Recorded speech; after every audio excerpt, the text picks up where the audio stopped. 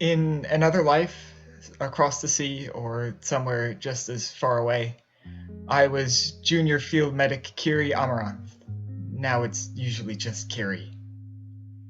It's been 14 years, 3 months, and 28 days since I've been home. I'm almost 200 years old, and sometimes I still catch myself counting the hours. I miss home, but more than home, I miss her, the Queen. The last time I saw her was when she was captured in the final days of the war, right before my exile. I just can't help but feel restless in this place. I guess that's why I took up wandering. But it hasn't been all bad. There are wonderful people in this part of the world. There's beauty, both natural and magical, just waiting to be found. And this is where I met Dev. They're not quite like anyone I've encountered before, but they remind me of home. It's been nice to have someone to travel with again. But I still call out to her every night. She never answers. I don't know if she's still out there, still alive, but I have to have faith. For myself, for my people, and for my queen. Hi there. I'm Devereux. Devereux Thistlebrook. My family owns Featherdown Traders. It's a small farm and general merchant operation headquartered in the small hamlet of Featherton. It's just on the other side of the hills outside of Fabreach. The farm produces wonderful cheeses, and they grow, dry, and distribute many different blends of tea. My younger sister Desiree is taking over the family business for my mother. But me? I guess I'm a bit of an oddity in halfling culture. You see, most halflings are perfectly content to stay home and keep a predictable, dull routine. Ugh. Me, though? I don't care for business or homesteading or any of that predictable stuff. It's boring, mundane, sedentary. So I've decided to spend my life as an explorer, just like my dad before me. There's always so much out there to see. Plants, animals, and all manner of fantastic creatures. I just gotta get out and see it for myself. So, I use some of my skills to act as a cartographer and guide for hire for other adventurers and travelers.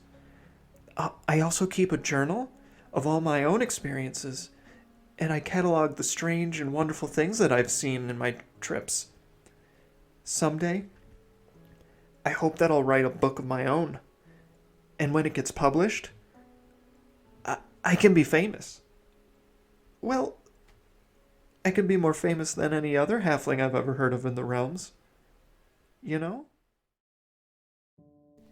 Why, hello there. I'm Salix of the Evertrees.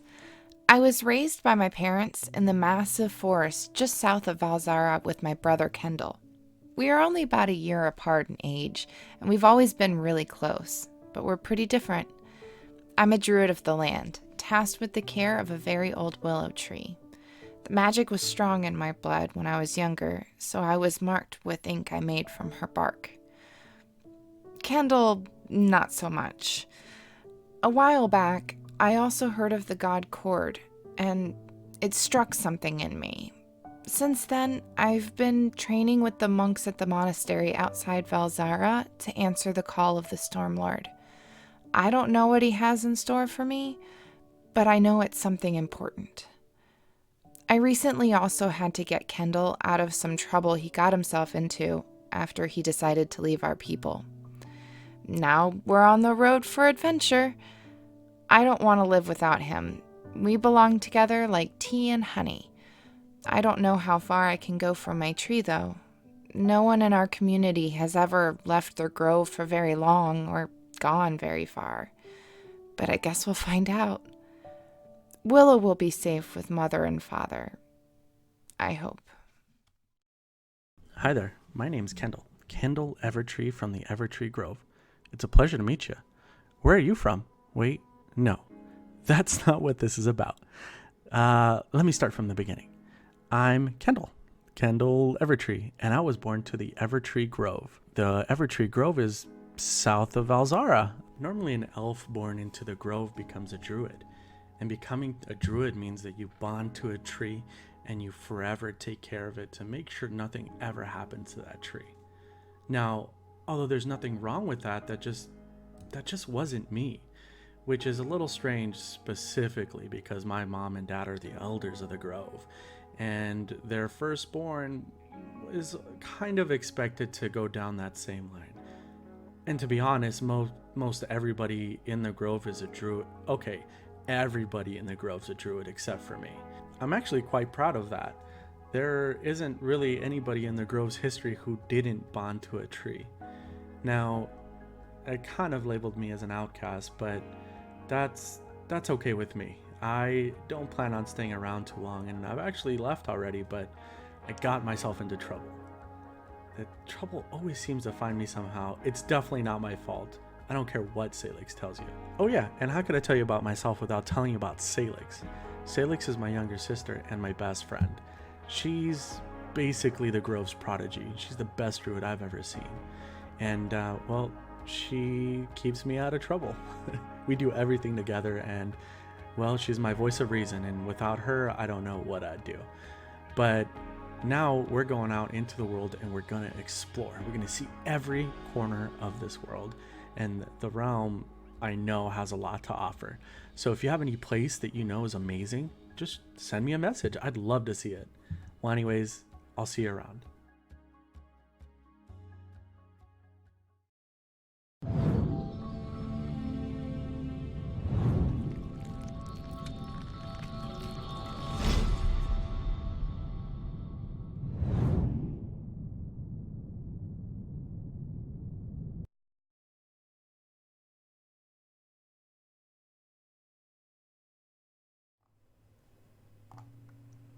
Welcome to the stream. I hope everybody has had a lovely weekend. As you can see, we are missing a player. Alex will not be able to join us. They are busy. Too busy for us. They hate us. Spite. So today we will be having a bit of a shorter session, just so you'll know. Probably wrap up about 30 minutes, a little early. In which case we meet our party in Inverness. Interestingly enough, this is the town that Fate's Chosen started their journey in. Salix, Devereux, Kendell, and Kyrie all met in the wildwoods just south of this town. In a moment of fortuitiveness, each one of their partners was being held captive by someone calling themselves Azarkai, the Dark Master. We learned that was not actually them, but it was their nephew, apparently. Now, before we get... Do we have anything we need to do before we get started? No, I don't think so. I don't think so. I don't think so. The last we left off, the group separated to go sell some gems and to go look around and harass some street vendors. For the sake of continuity with Kyrie, we are going to say that you all headed back for the evening, and that you're supposed to meet Larkin and Anna the next day. So you all get the benefits of a full night's rest. You are able to stay in this place for pretty cheap, I would say. Go ahead and mark 5 silver off of each of your sheets.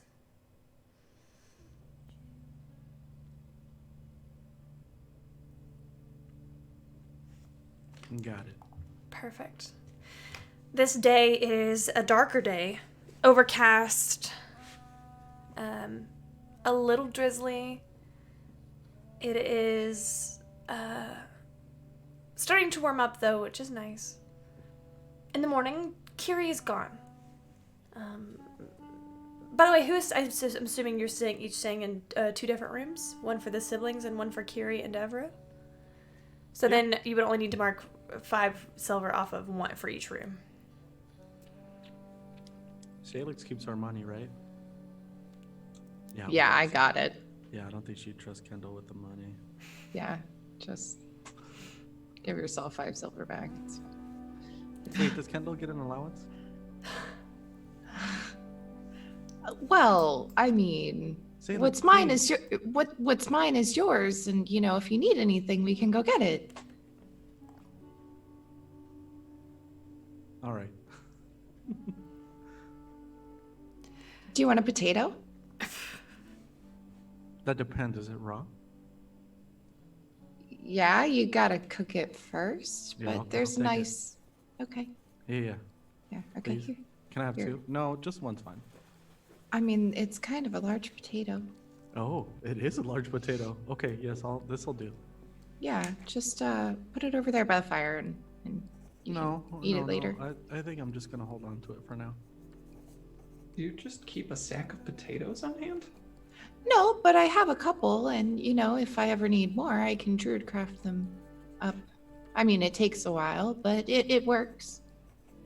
Yeah, she makes really good potatoes. Look how hearty this one is, and I hand it over to you, Deb. Oh, it fits in both of my hands. The big That's a potato. Big potato. Big potato.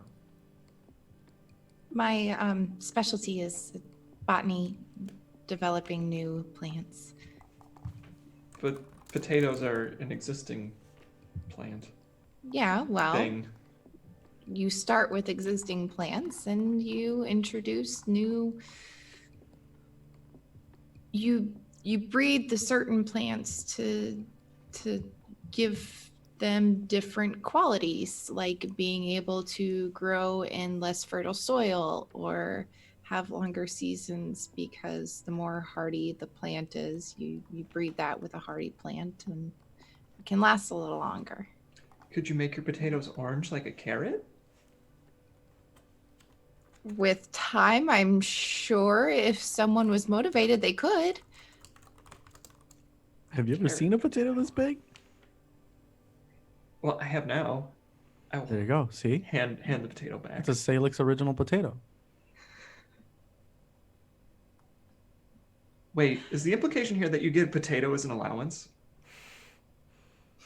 Wait, is this out of character? No, this is me asking in character. Well, No, hey, you know it's what? just- I'll take what I can get. I mean, if you want anything, we can get it. It's fine. I just seem to be slightly less impulsive on getting things we don't need. Oh, that reminds me. Have you seen this? And I pull out the old wanted poster that I picked out of the trash. Ooh, what do you have? What is that? Look, this is our friend, or this is Salix's other friend. Yeah, I saw that. The person who was throwing it away, Larkin. Larkin. Yes, sorry, it was right there. I just had to turn the page. I met her. She seemed nice. She invited us by tomorrow to meet her cousin. I don't think they're actually cousins, but they call each other cousins. They're apparently good friends. Wait, really? You think they're not cousins? Why would she lie like that? Well, she said that they weren't cousins, but that they were like cousins. Oh. Would it be rude to ask for reals? Now I'm curious. She did say they weren't. It's fine. Anyways, that I don't I think must that have missed that. I was looking at the trash. that part doesn't really matter. I asked about why the posters went down, and she said that it was possibly because they were old, or maybe the bounties had been lifted. And Leona's super nice and really funny and extremely persuasive. She could talk anybody into anything, I swear. But maybe she So, talked to somebody and got it lifted. She's a Well- criminal? No. Well, you Salix, just said when you she's help, very persuasive. That sounds like, I don't know, a charlatan? A ne'er-do-well? Scoundrel or rapscallion? Well, I'm sure it was a misunderstanding. I don't think she'd do anything that was bad enough to actually get her wanted for real. Maybe it was just a mistaken identity kind of thing. well, I know you know her better than I do, but she was really comfortable in the pit when you were helping me out. She The really knew pit? her way around. What's a pit? I want to go. No, you do don't not want wanna to go No, there. you don't want to go there. No. Why? It sounds weird. It is weird. It's really It was deep like, and okay, dark. so I stood at the top and there were like a lot of people in there. What? In a It was- pit? Yeah, it was really creepy. And Well, the good thing is scary. that I made a friend down there. That's where I learned halfling. Oh, a pit friend. Pit friend. What was Yeah. their name? Mandy, I think. That sounds made up. Mandel? Mandeline? It was Andy. Andy. Andy. Andy. Oh yeah, that's a real common halfling name. Yeah, Andy, and they had well, they wasn't with them, but they talked about their pet dragon. Pet dragon? Wait. Isn't that cool? That's really cool. It is. Wait, I are don't you sure think it wasn't that just people, a lizard? I don't know. I didn't Yeah. get to see it. They were just telling me about it. They could have been lying. People do that, Kendall. They do, but I have a good eye for it. You know this. I don't think you can have a dragon for a pet. I think it's kind of the other way around. Well, You- Andy was very convincing, I'll tell you. You have a good eye for people telling lies? Yeah, there's, I can just feel these things. Watch, try to lie to me right now. I That's not how this works. You're not giving it a chance, Salix. Hold on. really good at lying. You see, that's a lie. Right there. Damn, I could tell off the bat. You didn't really even try, good. Dev. You told him Yes, to I lie did. to you. Told them to lie to you. Why would you? But they could have not lied, and they could have told me the truth. Man, he's right. He's really good at this. Devereux. So- Devereux. Yeah. You do find a note I find a note. from Kyrie. Where? From my friend? Yes. Where is it? It's on your nightside table. Okay. This is in I the open the morning. note. My dearest, Devereux. I left early this morning. I need to be alone for a while, but I will remain in Inverness. If you need me, I'm going to find a library or a bookshop. Maybe an armorer to see if someone can fix this dent from that plant yesterday. I should be back tonight. Tomorrow at the latest. Stay safe, and try to keep Kendell from getting arrested. Again, as Salix tells it. Love, Kyrie. P.S. Can you return Kendall's sword to him with my thanks? Hey, what does the letter say? Kiri's busy. And they'll be back maybe tonight. Busy? Without us? Yeah, They do Yes. have a life that doesn't include us. it's true. I guess. But I'll be right back. And I go to fish the sword out of the equipment.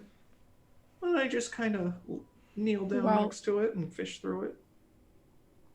While they're gone, I put both hands on Kendall's shoulders and I say, Fuzzy, I truly believe you can tell when people are lying. See, now you're lying. You're lying to me in my face. I could see you doing it. I give you a kiss on your forehead. It doesn't make it feel any better. Oh, well, you know me very well, so. That's all right. I know I can do it. So So, go ahead. No, it wasn't gonna be anything of substance. Go ahead. Okay. As you all make your way down to the tavern for breakfast, Larkin and Anna are both down there. Anna is serving bar, bringing people their breakfast. Larkin is just kind of hanging out. She's got her hair back in one big ponytail in the back with it's like dark brown hair with a single braid coming back. Wearing kind of darker clothes. And as soon as she sees all of you, she gives you a big wave. Oh, hi! How are y'all? Oh, hey.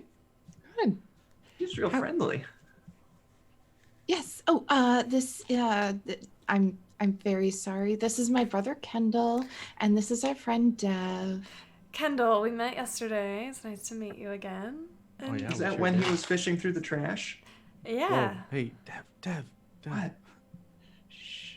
And hi, Devereux. I'm Larkin. It's nice to meet you. Pleasure's mine. We'll see about that. So something really exciting today. A wandering fortune teller has made their way into Ilverness. They've set up a tent just down the road.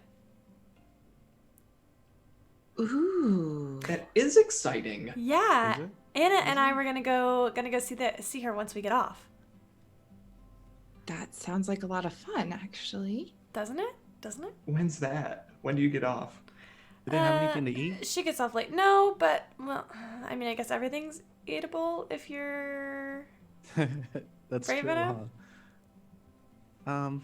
I guess. I mean, if everybody else wants to do it. But you all can go over there whenever you want. I'm just gonna hang out with Anna until she gets off of work. It's fine. We should probably feed my brother breakfast before we go anywhere. He gets kind of crabby. Whoa, I'm hungry too. 3 sets of breakfast coming right up. Thank you. You see, Anna has. As Larkin says, coming right up. Anna comes around a swinging door with 4 big pitchers of ale, 2 in each hand. She's got bubblegum pink hair, bright green eyes, and a big smile. Hi! Hello! Nice Hi. to see you all again. Breakfast? Hello. And Yes, she's like please. still moving. Yes. Those weren't for us. Who's drinking Can this we order some of early? those? Oh, I don't know, Dev. Who would do that? Actually, what did we need? Did we need to do anything specific today? I mean, going to see that fortune teller sounds amazing. But did we need to do anything else while we're in town? I want to circle back to your wanted friend. I feel like we glossed over that. Well, like I said, I'm sure it was just a misunderstanding, and I'm sure she went and talked to somebody about it, and everything was fine. Kendall, Like how they much- said, it was being thrown away. It's How much was Devereux- the bounty? Well, no, Devereux. What's more important is that Salix's boyfriend told us to go look for her anyways. I don't have a boyfriend, thank you. Who's He your doesn't. boyfriend? I don't have one, so Oh, really? It was a tall Yeah. blondie in the forest. Oh, that guy. Oh, Wait, yeah. Not- what? that was the first time we met. The one with the cute cheeks up top and bottom. Man, you move fast, huh? No, I haven't seen him since. I am red as a tomato right now. Maybe he's Um, here. Make a perception check.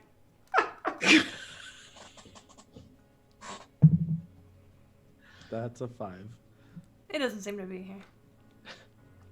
I But don't he's think. probably not, but we can always go looking, Salix.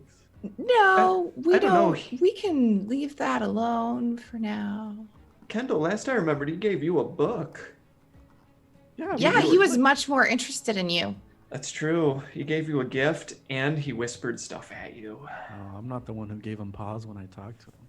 Or flashed them pearly whites. I smile a lot. Thank you. She You have a very does. pretty smile, sister. Thank you.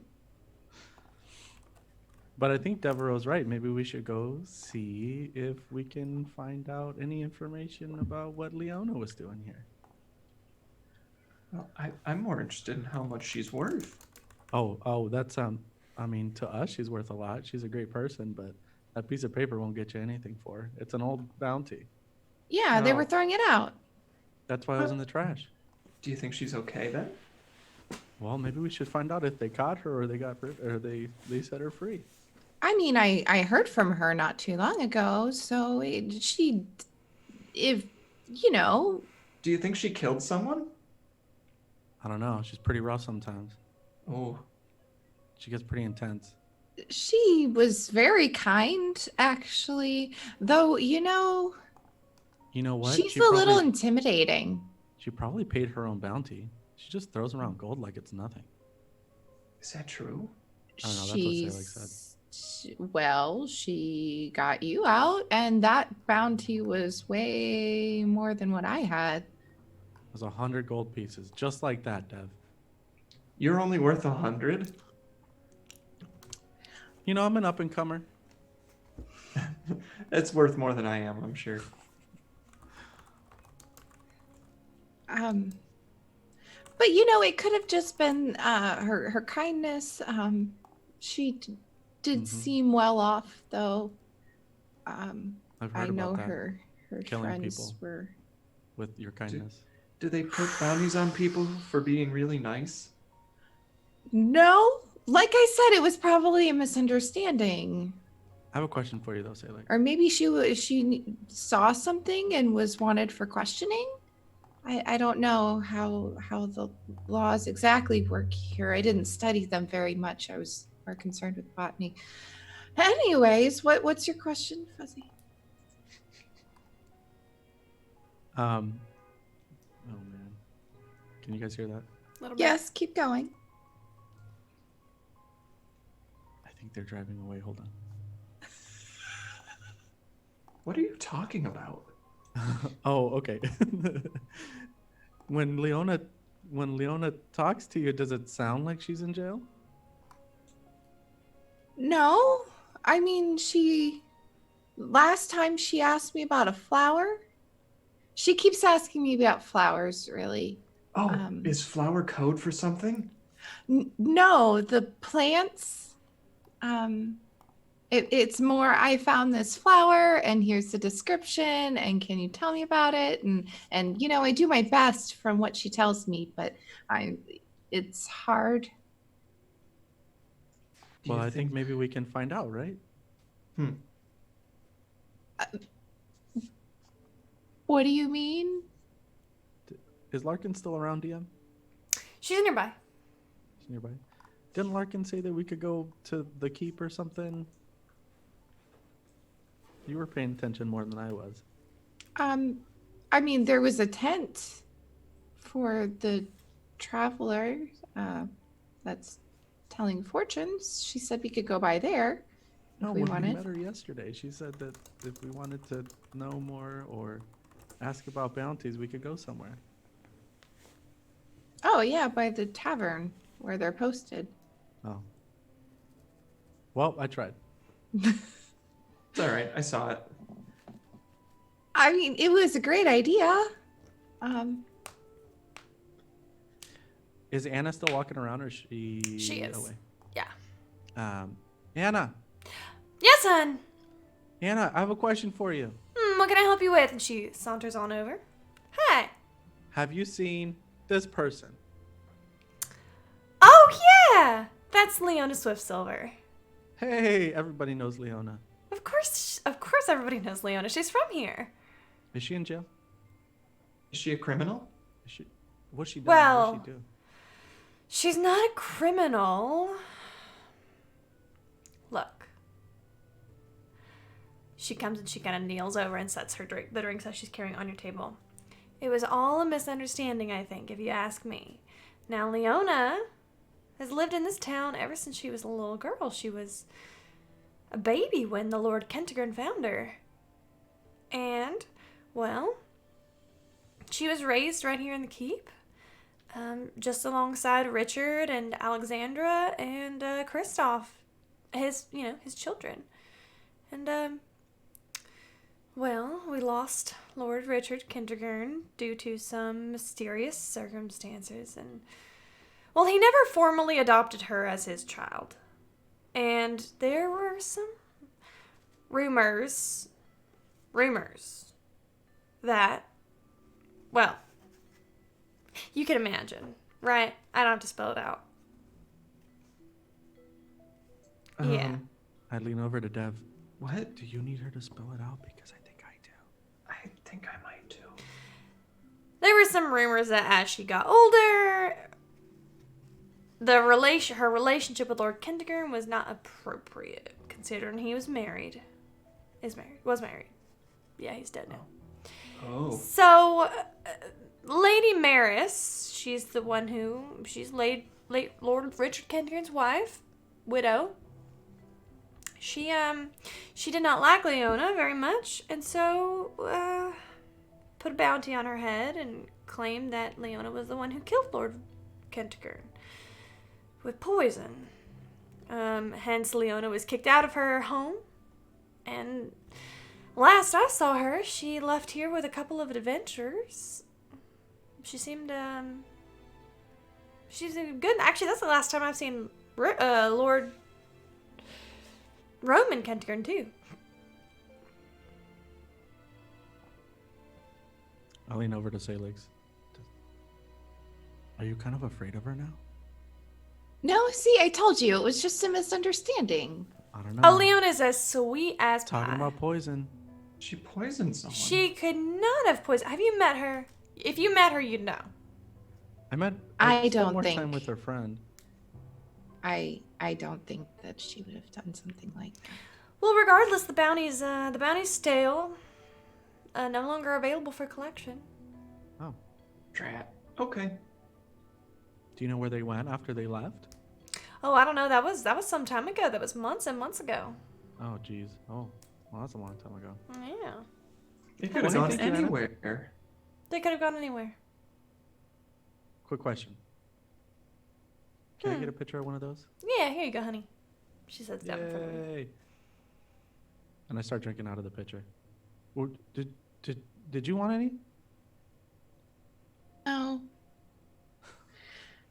Good.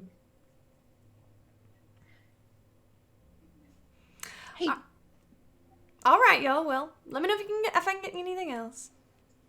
Thank you.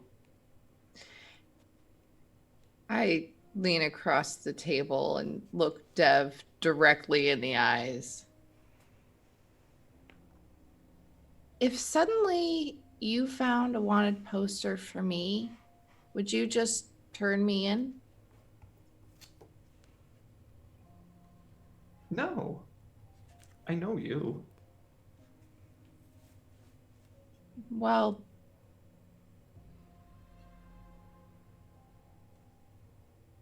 Are you being entirely sincere? This is what I want to know. I'm trying to discern it. Salix, you won't me. Of course I wouldn't turn you in. Or Kendell. well, Or you were Kyrie. pretty keen on turning in my friend. I'm sorry. Person you've never met. I assured you that it was a misunderstanding. You heard that from two people and you were still disappointed about the bounty being lifted? Well, you know, I need money to fund my research.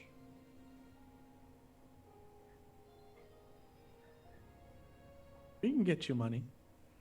Well, you know. Salix, if it makes it feel better, I wouldn't turn you in. I'm sorry.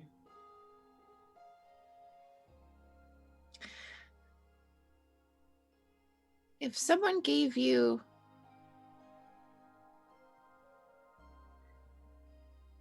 enough money, what's your limit on what you would do?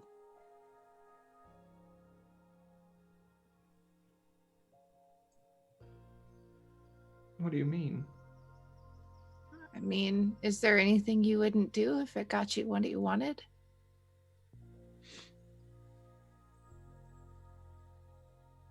Well, I wouldn't want anyone to get hurt.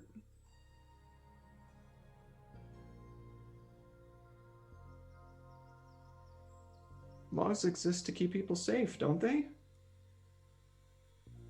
So, if someone's wanted, it has to be because they did something to hurt someone. Dev, from Yes, experience, I can tell you that the laws only benefit those who make them. Sometimes laws are made because of a whim or because of a misunderstanding. Just because it's law doesn't mean it's right. Doing the right thing sometimes gets you on a wanted poster. Well, that doesn't make much sense. And abandoned in a big pit. Did you do the right thing when you got thrown in the pit? I think I did.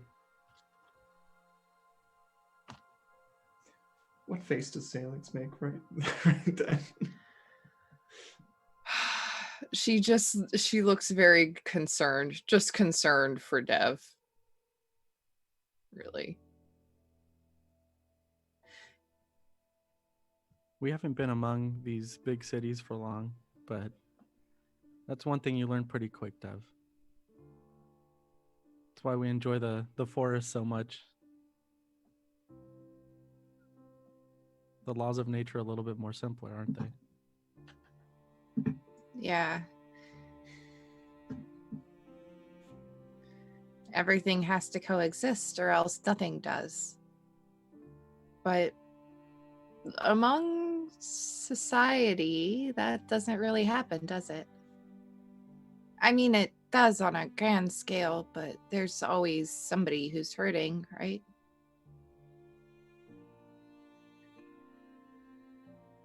I'm not trying to make you feel bad at all about the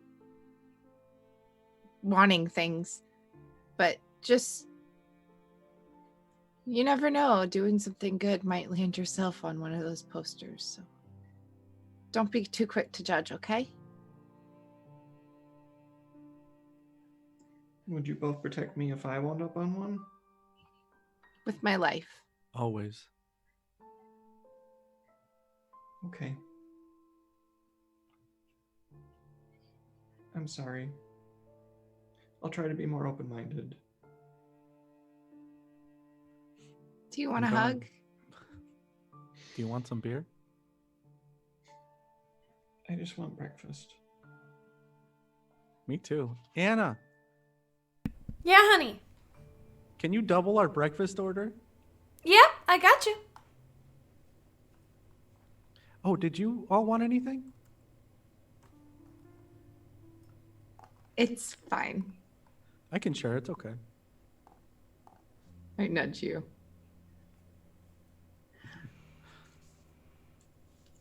This juice makes me hungry. Ooh, hey Dev, the fortune teller might be able to tell you if you finally open your shop. My shop? What what did you call it again? What are you doing? Your workshop? Studio? No. My sister is opening the shop. Well, running the shop. That's why I ran away from... That's why I left home.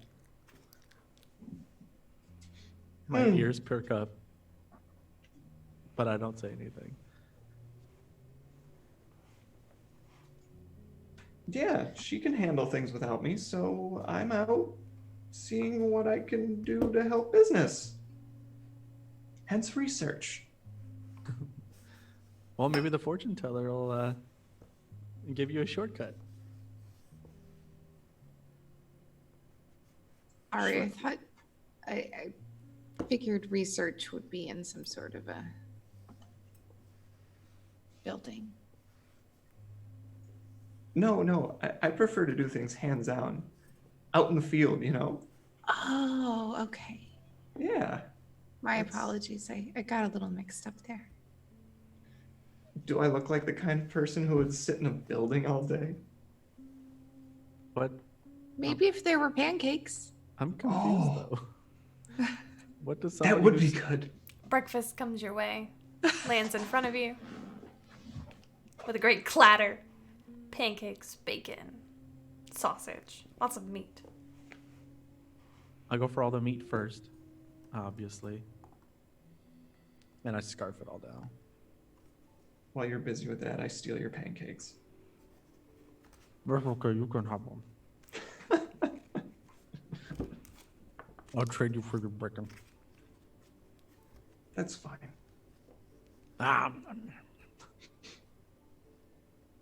very pointedly take a piece of bacon off of Kendall's plate, staring him down while I do it.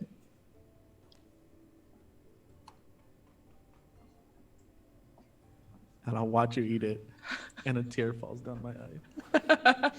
My bacon. She just called you out. I can share.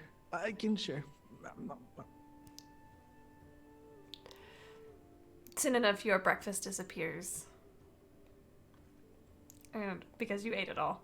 And that'll be a total of 6 silver for breakfast. I will go ahead and pay it. Wait, no, let me pay it. Sure. Salix, can I borrow 6 gold? I will go ahead and pay it. I want to carry some money. Oh, that reminds me. Kyrie and I sold a couple of the shiny rocks yesterday. Oh, yeah? Yeah. And it was enough for all of us to get 6 gold. And I give 6 to each of you from the allotment. You see? Finding money's pretty easy. Just play some chess. There you go. You have gold, Kendall. You don't have to ask me for it. Don't spend it all in one place. I'll try not to. That's what Kyrie told me.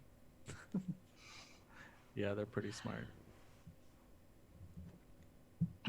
Well, fortune teller? Whatever you want. I'm set for the day, honestly. Well, let's go have some fun then. Wait, were we not having fun before? I was having fun. I mean,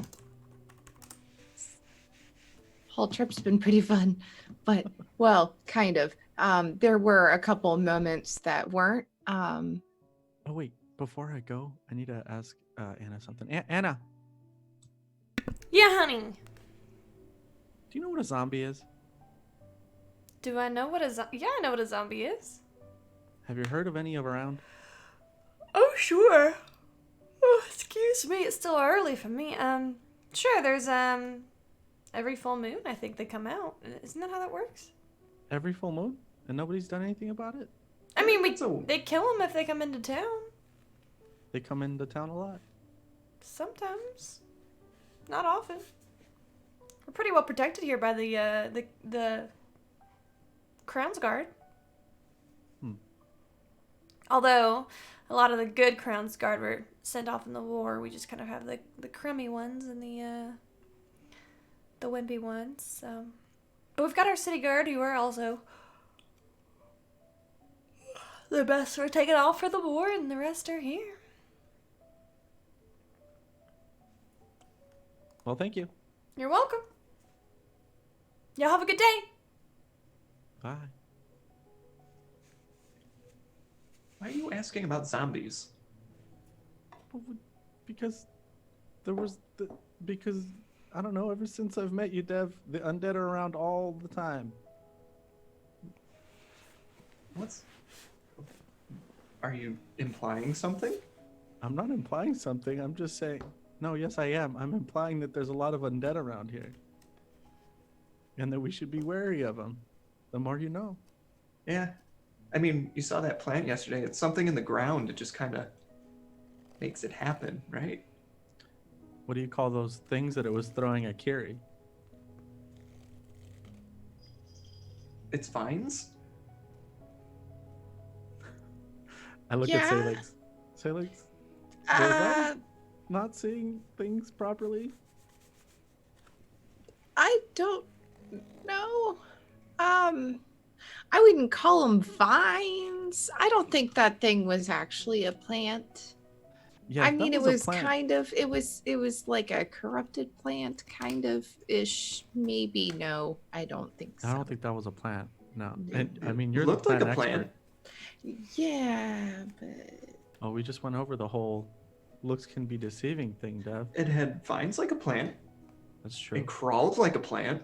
And it plants threw- don't crawl. Are you sure? And it Yeah. smelled pretty bad, like a dead thing, right? It was full of necromantic energy. It was It really definitely was. not a plant. Yeah, okay. Oh, please, come on. It was just a weird plant. What are you talking about? That used skeletons and bodies to make up its own body. Maybe we should have let Dev help bury some of the bodies, but It was just those were definitely zombies.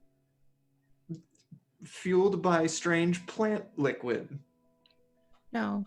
Plant liquid? What plant liquid, Dev? At that, I get up and I walk outside. Yeah, this conversation isn't going anywhere I anyways. take the rest of my drink and I follow Salix without saying anything either. You both are crazy. just As the done. three of you step outside, it is a very overcast day. There's a light drizzle. Sorry,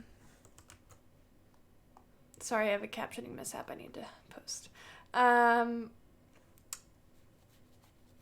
And just down the way, you can see a massive tent. It's almost the size of a building. And it is draped in fabric that looks bright orange and red, and there is an opening in front.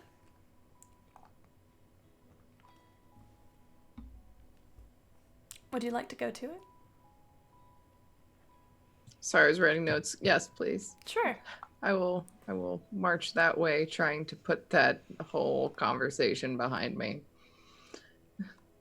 I'm just lazily walking behind Salix, taking in all the sights. Make a perception check for me. Just me? Yes, you. It's a 17. You've taken all of the sites. They are all yours. This city is large, although it seems a little bit emptier than it normally would. Maybe it should. Definitely not nearly as big as Valzara. This is a much smaller town. This is like...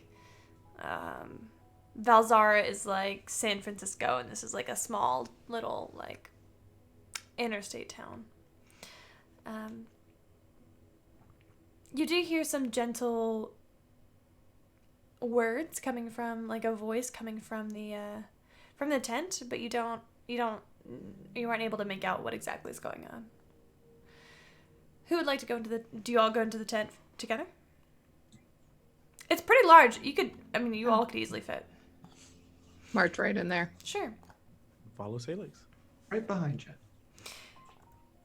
As you all walk in, there's a very earthy smell here, like cedar, like pine. But there's also something almost citrusy, like a freshly squeezed lime or a lemon. You look around and you see this room is held together by a dozen or so poles. What are these things called, Juan Carlos? They're like shafts of wood, like a mast essentially. There's one. They're poles. Yeah, there's one in the center, and there's a bunch around the sides. And everything in here is elaborate. Even these poles are wrapped in golden rope.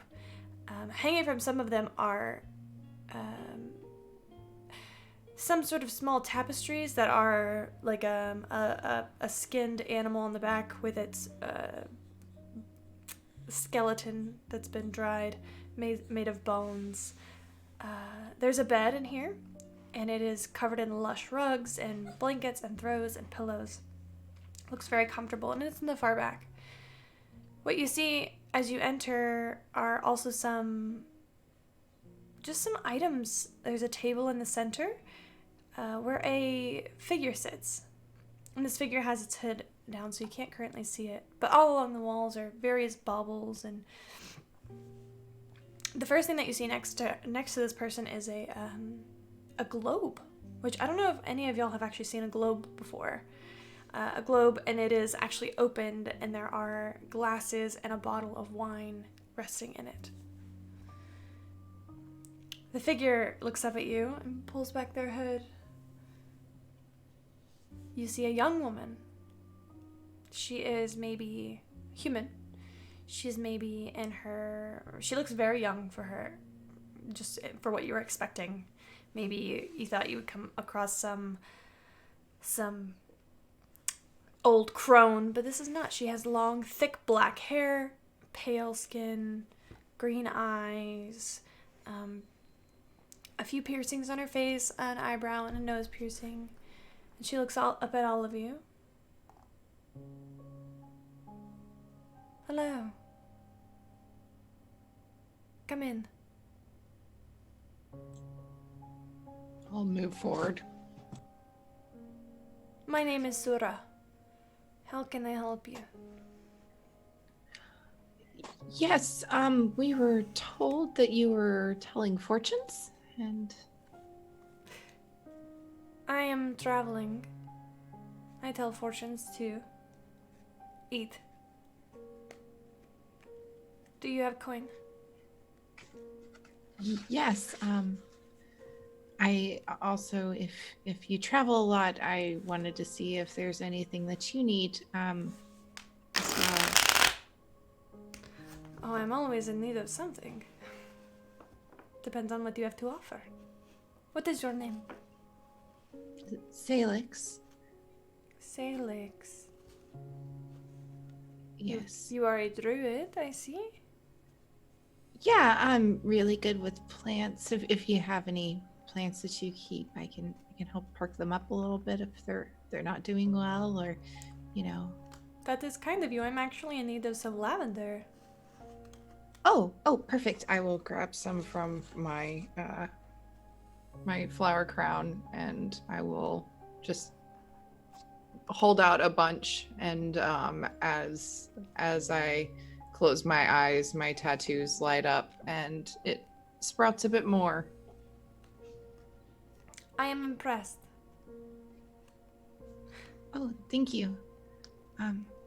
Here, I'll just put it on the table here for you. Sure, why don't you come and have a seat with me? She gestures to this. There's a large center circular table with cards and various accoutrements.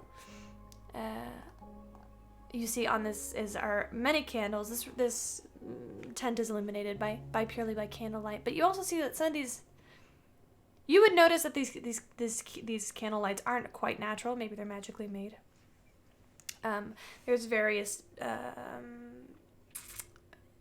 what are called talismans hanging from the ceiling. Nothing that you recognize, strangely enough. And the table is covered in a red cloth, the ends of which the bottom is trimmed in what looks like some sort of, instead of tassels, it's teeth. And there are 4 or 5 soft kind of pillows to sit on. Oh, please take your shoes off. Oh, of course. I will unwrap my boots. What kind of teeth are they? Make a nature check.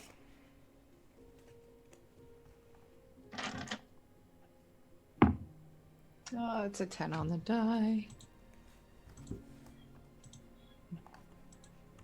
It's probably a +2. Oh yeah, we'll or go with +1.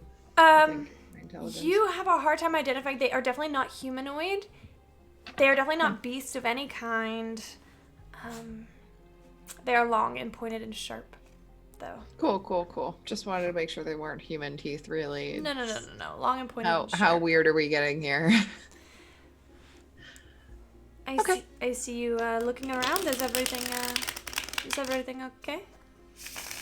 Oh, this is just very interesting to me. I've never seen this kind of magic. Is that what you call it? Yes. I am not from here, as you can probably tell by my accent. I am from Iolan. Oh. But I have business here, and I like to travel. I take it you also like to travel, Miss Salix, and your family here.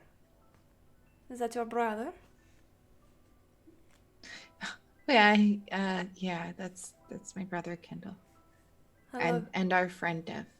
Hello, Kendell. Hello, Dev. Hello. I'm happy to do as many readings as you would like.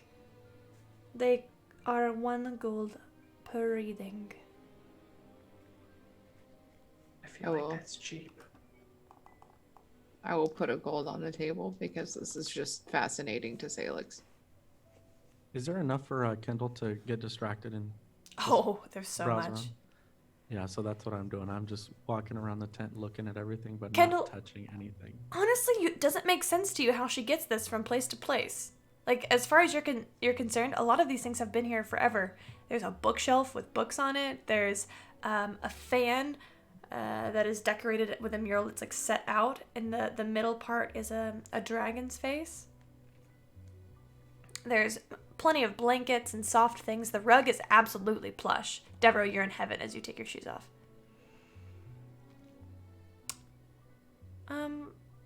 Miss Salix, usually someone has a question for the cards.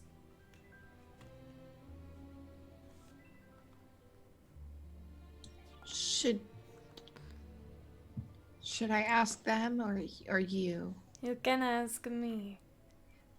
Okay. And I lean in a little bit closer and I whisper,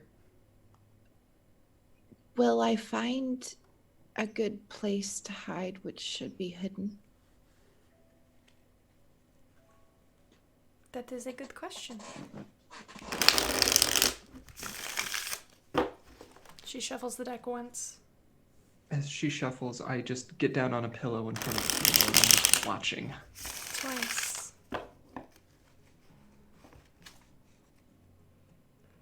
Three times. For you, Salix.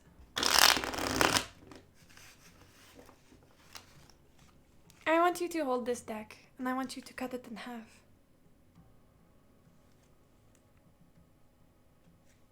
Put the top. Yes, just like that. Give it back to me.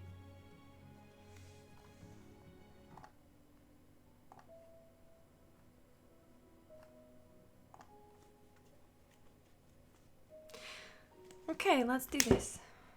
1, 2, 3 cards. She places each card on the table. These cards are beautiful. They're long and thin, with gray backs. A small red center that looks like an emerald, maybe, painted. These cards are definitely well worn, well loved. The edges are beginning to fray a little bit. She draws them. She flips them over one at a time. Our first card for you is the 9 of Cups. This is a good card. It is upright as well. Some people call the 9 of Cups the wish card.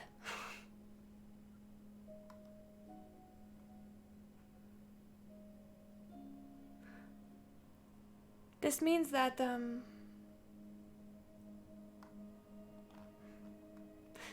it means satisfaction.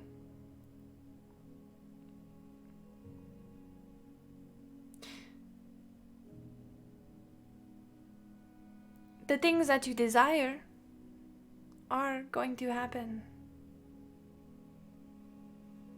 So it would seem that it's only our first card. Our second card, however, is the 2 of Swords. The 2 of Swords indicates a choice. You will find yourself in a situation where you must make a choice. Neither of which will seem particularly appealing to you. 2 equal and opposing forces joined in battle, no end in sight. This might not have been what you had in mind when you chanced to walk down this path, but you will find yourself caught in the middle. Without something or someone to intervene, this might continue forever. You will find yourself in this situation to make the choice. You can side with one part or the other.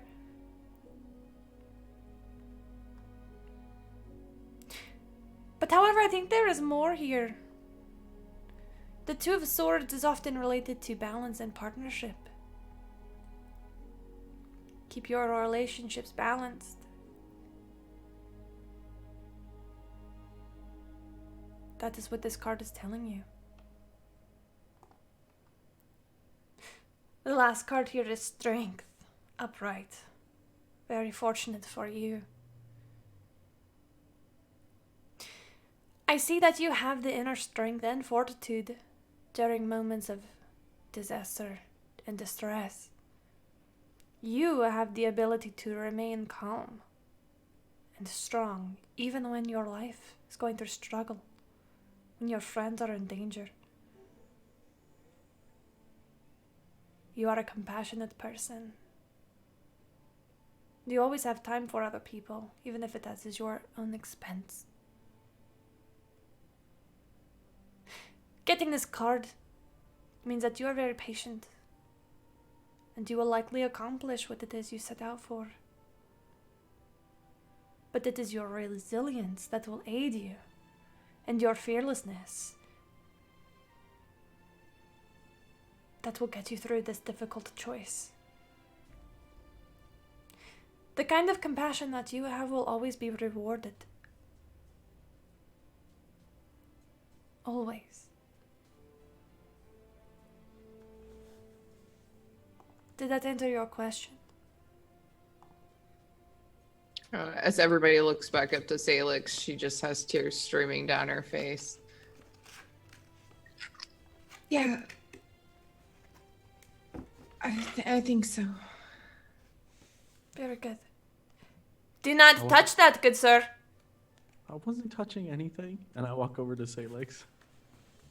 And I wipe some tears from her cheek and I ask, is that as fun as you were expecting it to be? I think it actually told me a lot.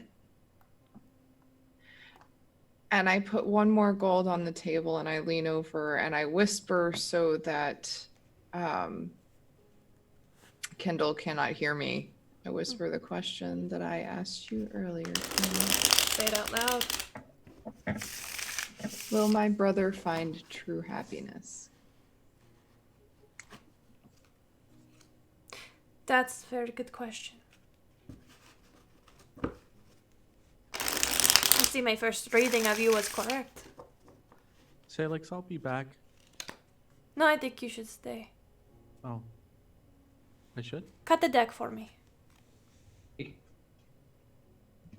Kendell. There you go. There you go. Beautiful. 1, 2, 3. You may go if you need to, sir. You're welcome. And I walk out of the tent. Salix. She flips them over one at a time. 2, 3. I have the 8 of Cups and it is reversed.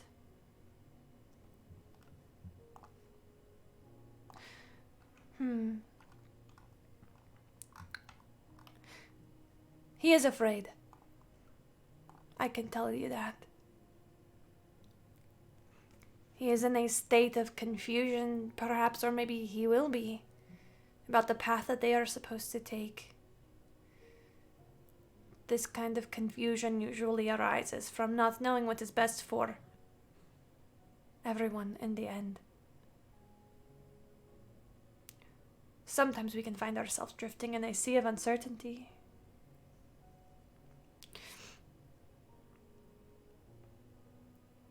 In the end, people almost always end up following whatever waves of life take them. But I don't think that maybe this is the case. I think that he knows what he needs to do. I think that he is afraid. of change and of losing someone that gives them great happiness and joy. He will face a choice as well. I see him stuck between two important decisions. But if he has courage to believe, he will find success in this journey. But the second card, this is the Ten of Wands. And it is face up. Now, the Ten of Wands can mean a lot of things, but here I am sensing that it is signifying a great responsibility. There will be many obstacles to overcome. His efforts will be rewarded. He may find himself living in a world of abundance where poverty and suffering have no chance to intervene, but as marvelous as this sounds, this card depicts a great, heavy burden of responsibility.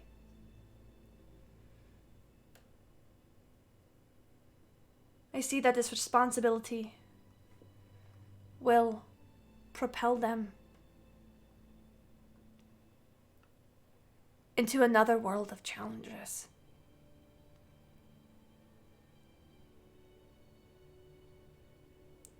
And our last card was the Nine of Swords, and it is reversed. Now, regularly, the Nine of Swords, it's not a great card. It's about anxiety and hopelessness. To come across our friend, the Nine of Swords, reversed, still signals something similar to this. He will find himself terrorized by nightmares, reliving the trauma of his decisions over and over and over, of anxiety, of stress. The trauma of his past will come back, and he will find that the grief of unresolved issues is overwhelming. But do not fear, sweet Salix, because the Nine of Swords reversed has another message for you. I see hope. I see a desire to leave that nightmare. Suffering will not cease until they put themselves in an effort to leave it. But there will be much work for them to drag themselves towards release. But just as he has a way out, he must understand that he may still fall deeper into despair. He must push himself. But if he does not, he may sink down and lose himself entirely. I'm sorry that was not a more pleasant reading. I'm merely telling you what the cards are telling me.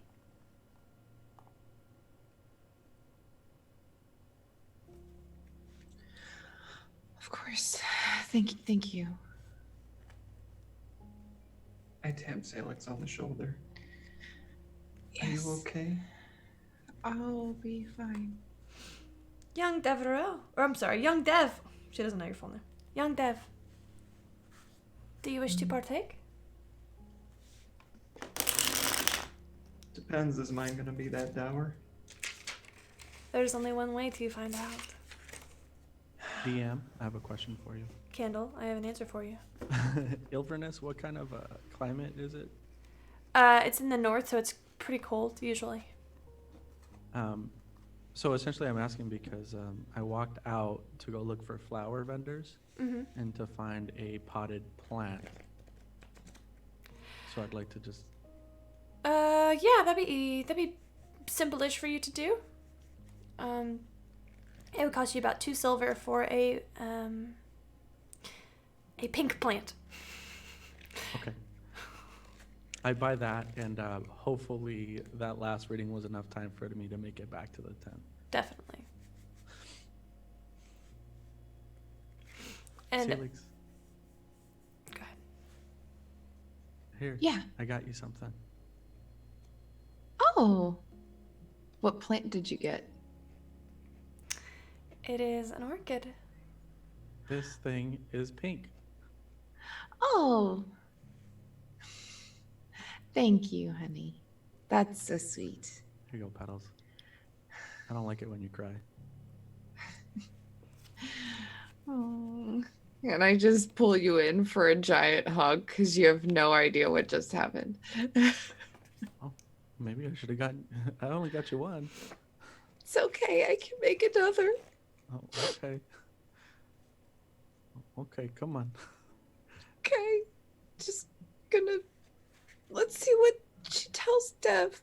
Oh, okay. Okay. It's okay. Devereux. Dev. God bless it. Sorry, guys. Dev. Do you have a question? I guess. I look over my shoulder at the other two, and I lean in. Mm-hmm. Will I be able to help my family? It's a very good question. Want to see what the cards say here? Dev, please shuffle. Please cut this deck for me. Just once? Just once. In half? In half. I saw it happen twice before, so I knew what was going on. And I cut it and pass it back across the table.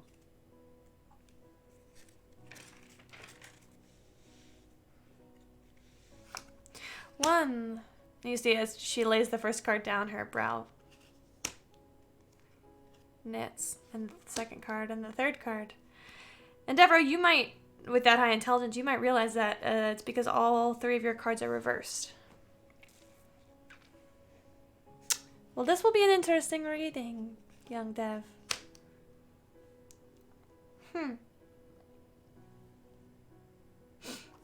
The first we see is lovers, reversed. Now, Dev, the lovers are quite special. I see disharmony. Lovers reversed means conflict that you are dealing with, or you may deal with. This disharmony might make your day-to-day life difficult, putting pressure on your relationships with your family. You should take the time to think about what you are punishing yourself for, so that you can fix it or let it go. The lovers also ask us to think about our personal values and our beliefs to make sure that they are aligned with what we want from our life. I see a breakdown in communication, creating an imbalance between you and your loved ones. Now the lovers reversed, of course they have another message for me, I think. And that is that they indicate that maybe you have been avoiding responsibility for actions. You could have made a decision based on your desire for some other gratification. The lovers reversed beg me to tell you to make amends or let go of the past and make better decisions in the future. Our second card is the Ten of Cups, also reversed.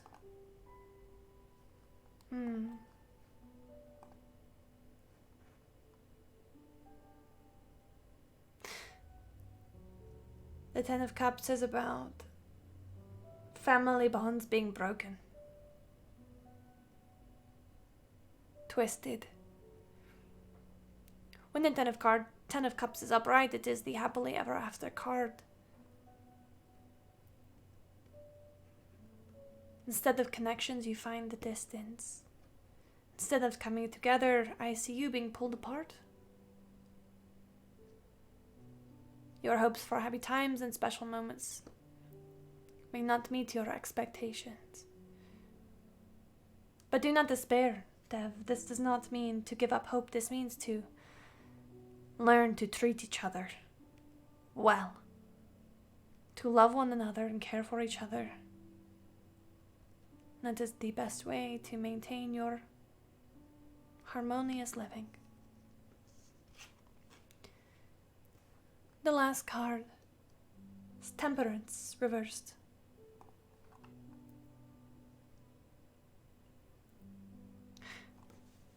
This is also about balance, the same way lovers are, but it is a little different. This is about the future.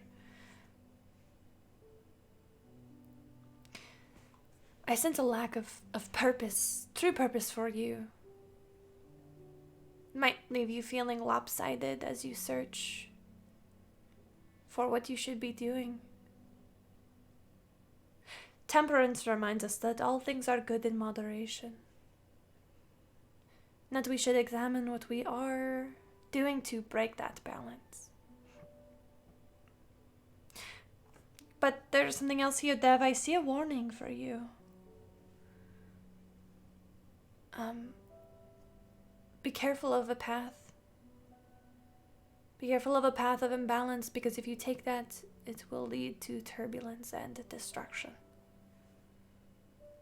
These cards are telling me about tension and balance and both broken family bonds. They are a warning to you, Dev. To be careful. To love while you can. To stop and think about what is most important to you.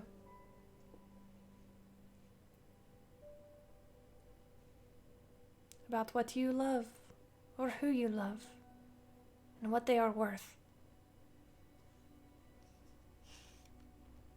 I think that if you heed this warning, you will find happiness, Dev. Truly, I do.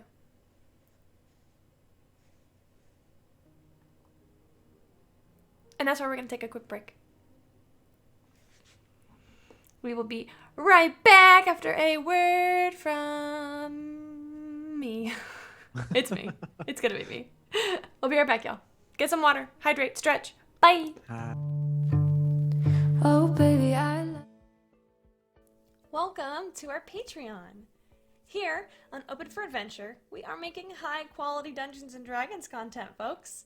We have a great big world to share with you, and by becoming a patron, you can help us explore and expand upon this adventure. With your support, we can invest in more amazing artwork, better mics, fancy cameras, and overall stream quality. Not to mention, help us get some amazing new merch that we can use for giveaways. What do you get by becoming a patron? I'm so glad you asked. Let's take a look at the different levels and give you a sneak peek at what you can get at each tier. Did you know that the family of the First Lord Theo, the leader of the rebellion against the Empire, actually invented firearms nearly 25 years prior to the current campaign? The designs for this high-tech weapon are the Delaney family's best-kept secret. Also, they were originally invented by the late First Lady Victoria, Theo's mother.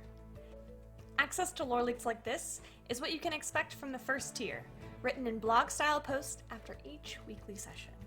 Ever wondered what goes on off-camera? The next 3 tiers give you exactly that. With Stolen Moments, you can get access to text-based roleplay moments, highlighting experiences that don't make it onto the stream, like Leona's training session with Ray and Asmrin. Stolen Moments Plus gives you access to roleplay moments featuring our guests, non-player characters, and historical figures, featuring the likes of Marshall, Annalena, and even the Empress herself. And Roleplay Addiction takes us to a whole other level. This tier gives you exclusive 30-minute videos of canon interactions not otherwise seen on stream, like late-night drunken interactions between paladins or tender moments featuring your favorite character ships. The Warm Fuzzies is super simple. It's everything I've listed so far, and also you get your name on stream after our weekly regular sessions. Every session. And our undying love. And finally, the most epic of all Patreon tiers. Drum roll, please. The Lore Master. This ultimate and final tier gets you first look access at all of the content going into our upcoming, official, open for adventure campaign setting. Lore, maps, monsters, items, dungeons, dragons. Go ahead, have a look around, make yourself at home, and consider becoming a patron to help us make this fantasy world a little bit closer to reality.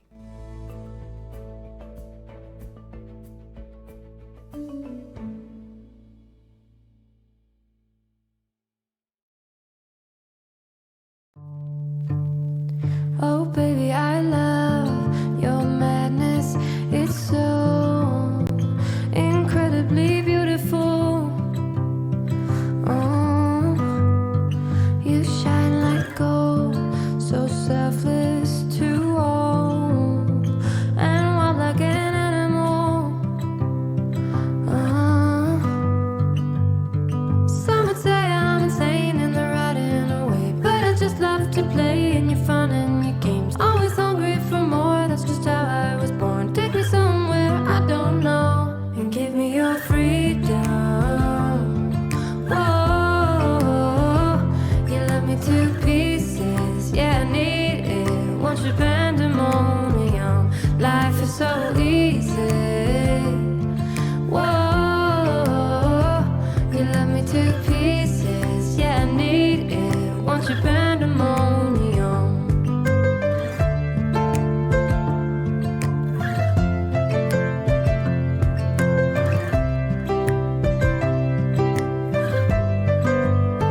The limit of love is endless, I know.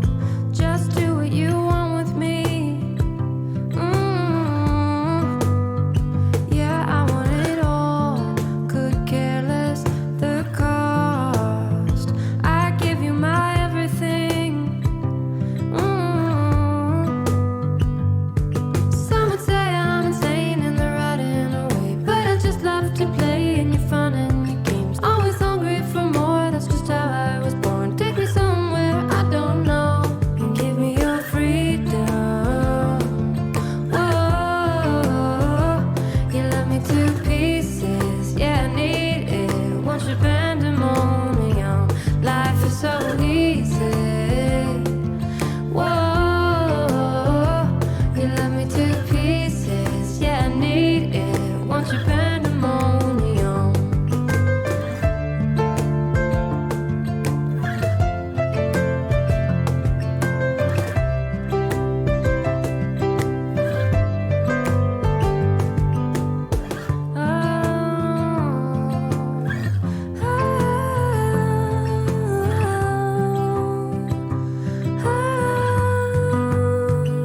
And give me your freedom. Whoa, yeah, me to pieces, yeah, I need it. Want your pandemonium, life is so easy.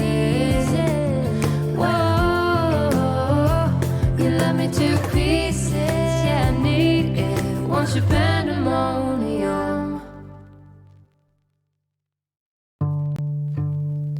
Oh baby, I love your madness. It's so incredibly beautiful. Oh, you shine like gold, so selfless to all, and wild like an animal.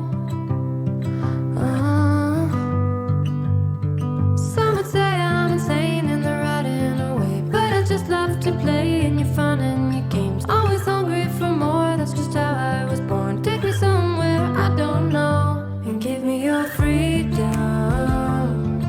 Whoa, you love me to pieces, yeah, I need it. Want your pandemonium, life is so easy. Whoa, you love me to pieces, yeah, I need it. Want your pandemonium.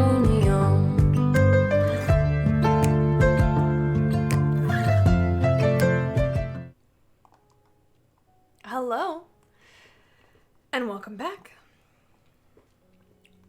to Sunday Friends. That was a lot, y'all. We're not even done. Oh. So.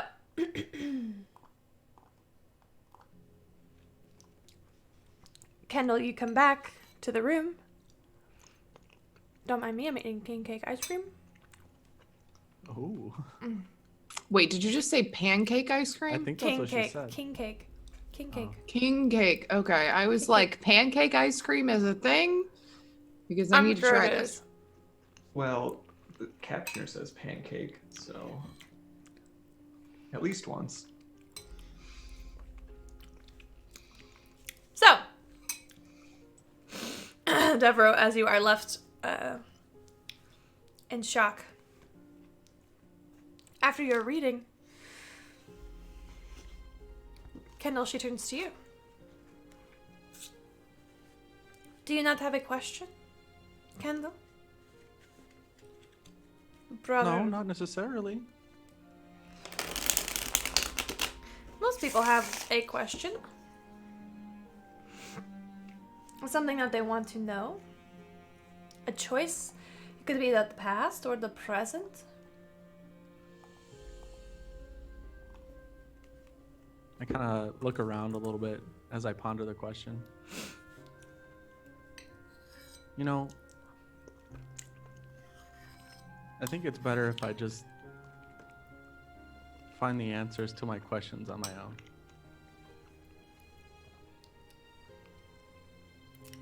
That is unfortunate for me. Are you sure there isn't anything you want to know? Oh, have you seen any exotic fruit in this town? Exotic fruits, such as Facepalm. what you call exotic, what I call exotic, maybe two very different things. What fruit is this? Apples, but they're spiny-ish. Like a crab apple, What's a crab apple? or like a pineapple? I That think a one. crab apple is just it's a type of crab, isn't it? It is. Wait, so you can't eat a crab apple? I wouldn't. You Oh, have to crack it open. but you're saying there's a way. You can eat anything if you want, if you try hard enough. Yeah, that's very true. Yes. Did you see any crab apples? No, I'm not. I've Oh. not seen pineapples either.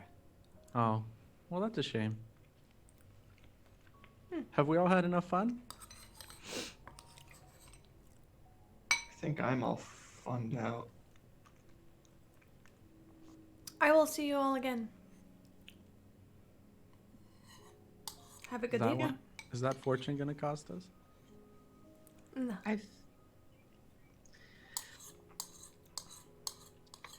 Have a good day. Thank you.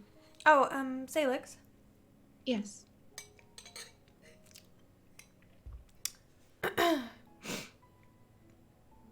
About that second reading, I have something for you.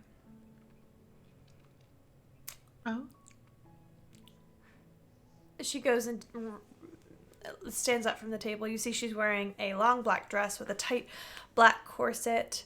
Her nails are painted black. She's wearing no shoes.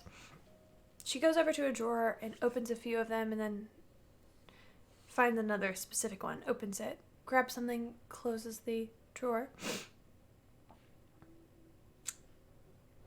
She goes up to you specifically and holds her hand out for your hand.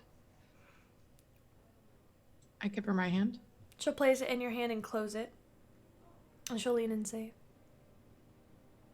"Hold on to this and give it to him when the time is right." Thank you. You're welcome. I will pocket it and look at it later. Very good. Don't forget your shoes on the way out. Wouldn't dream of it. Oh, yeah. Shoes. Right. I can assure you the streets are not as plush as this place. Very well. Yeah. Okay. Well, Grab our shoes, get out the door. Um, so, did we have anything else we wanted to do while we're in town?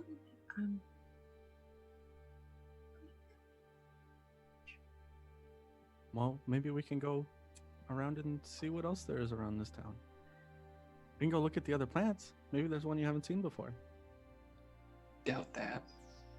Well, I mean, I've found a few new specimens in the area, but it's we can look. Yeah, let's go look.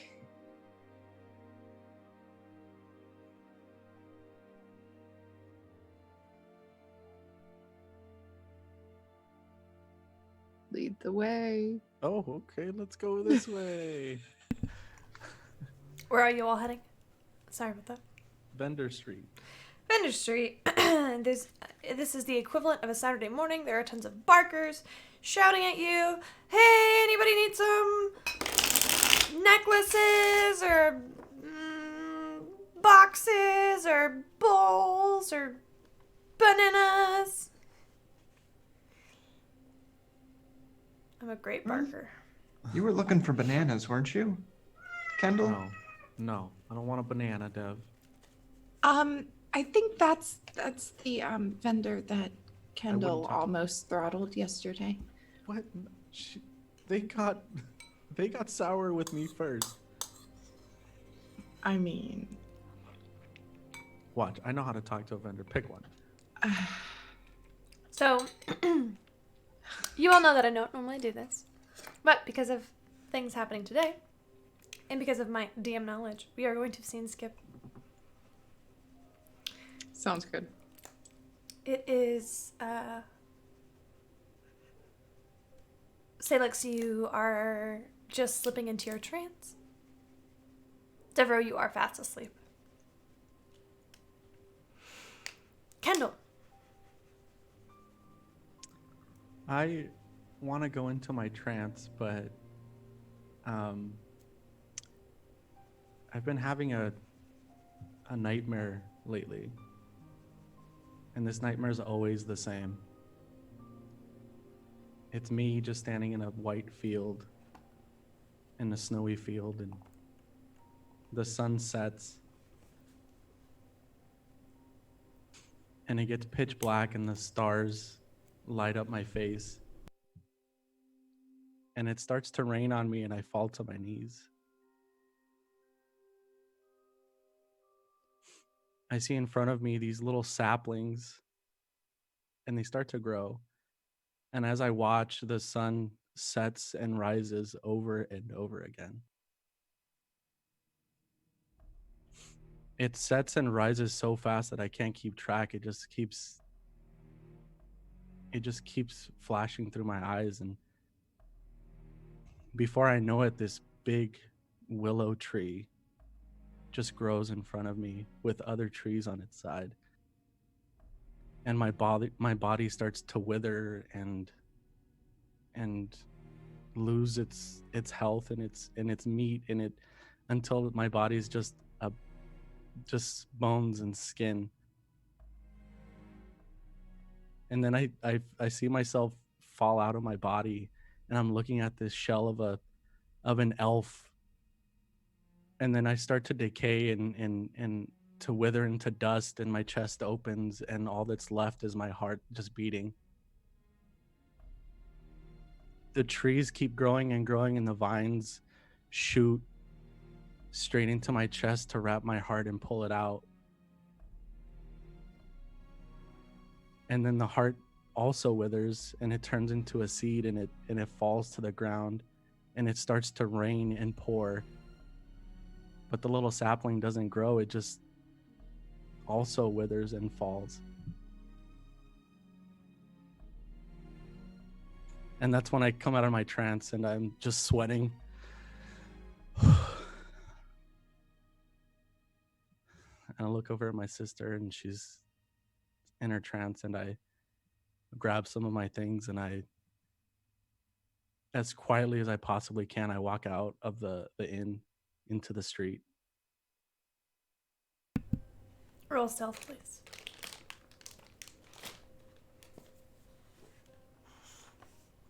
Without my sheet, that was an 18. Okay.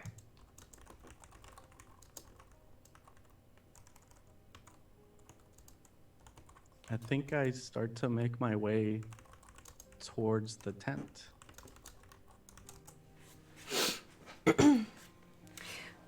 As you walk towards the tent, you see that there's a gentle glow from inside, in stark contrast to the black of night.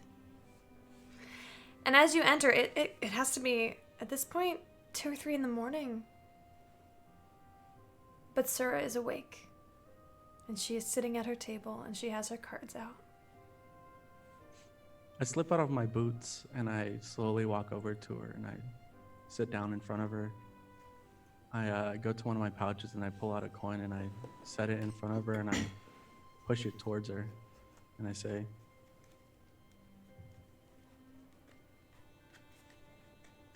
"Will I always be alone?"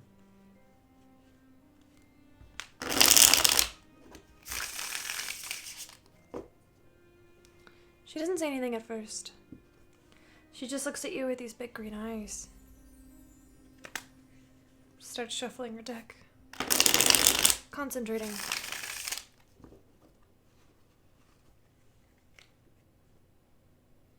She doesn't comment on the question like she did with the others. She just shuffles and she keeps shuffling. So many times that you've lost track. You're surrounded by the scent of sandalwood and cedar, of pine, scents that you recognize from home.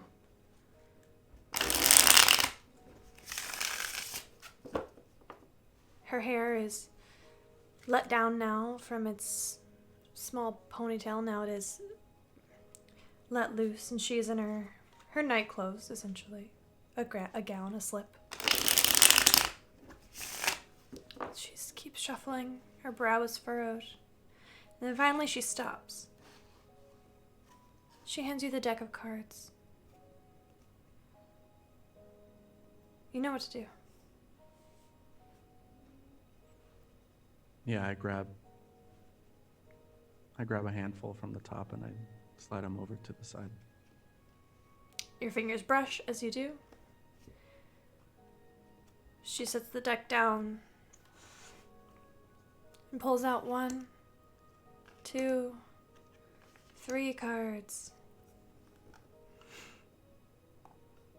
And then she looks up and meets your eyes and says, "Are you sure you want to know the answer to this question?"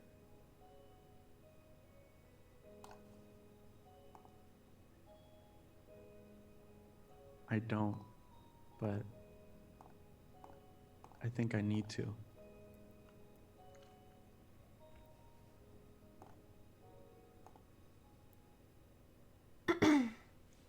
Okay.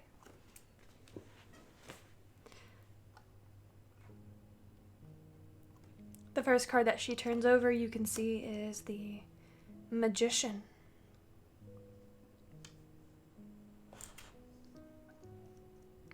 And then she doesn't say anything as she did with the others. She doesn't comment on all 3 cards individually. She flips the next card and looks at it. You see 7 pentacles. And then she flips the 3rd card. You see a Knight of Wands and he's upside down.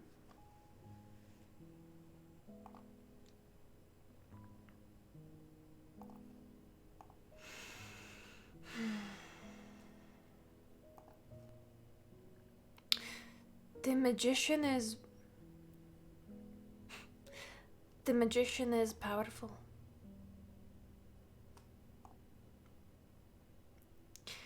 They represent pure willpower. Your willpower, your force of life. He is the connecting force between heaven and earth.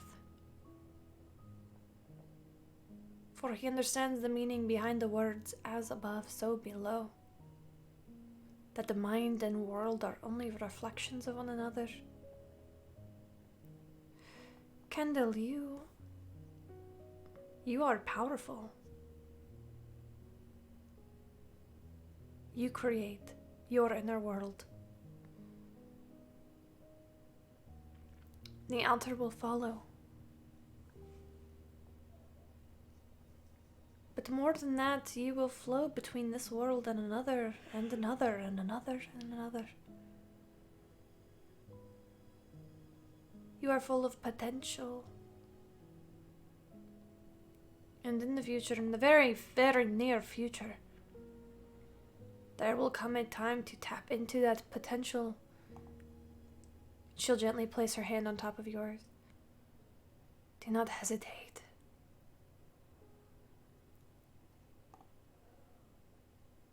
Do not hold back. You may be surprised what depends on it.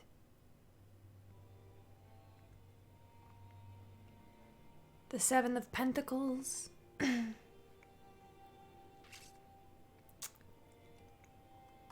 This card is usually about hard work and perseverance, dedication.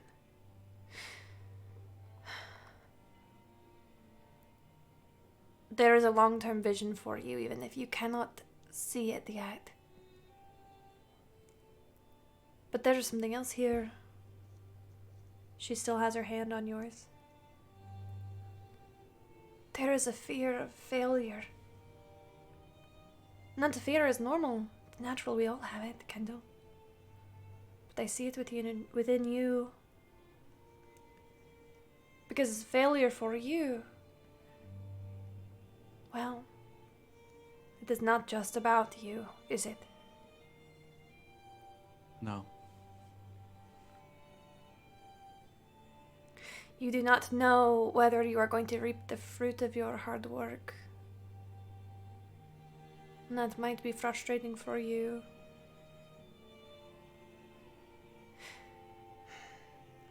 What this card is telling you is to learn from your mistakes that you will surely make. I know. You will, because we all do. Your mistakes will seem costly. They will seem as though there might not be any coming back from it, but I assure you there is.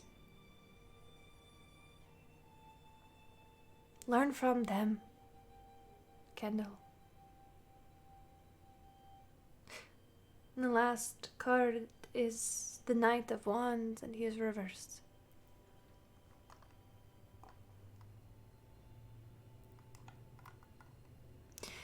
This card is about recklessness,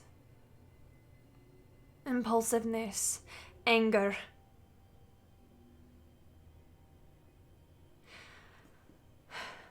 I cannot give you a better reading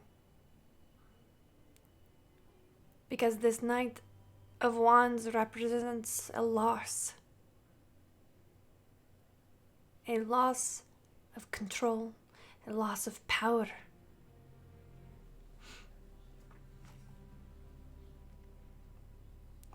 You will be angry, Kendell, at what is to come, at the part that you have been asked to play. Because this magician, your untapped power, I am not the only one who can see it. Others are looking at you. They see you. They want to invest in you with this Pentacles. They are also afraid of your failure.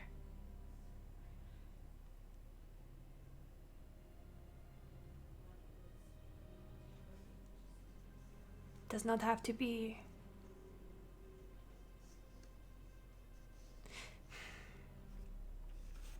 I think that you know the answer to your question, and I think you already knew when you walked in this door.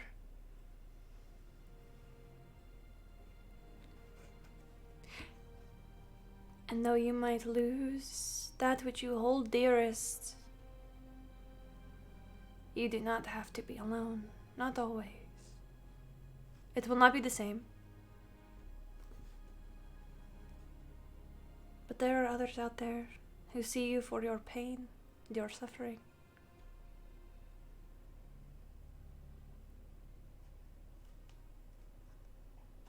She slides the gold back to you.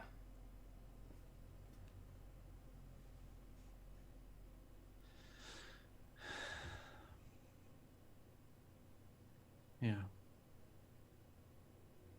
That's what I was afraid of. I get up and I say, maybe I can get one more reading. And then I tell her, don't shuffle it this time. And I cut the deck and I put it next to it. And I slide the coin over back to her and I say, will I see you again? And then I walk out of the tent.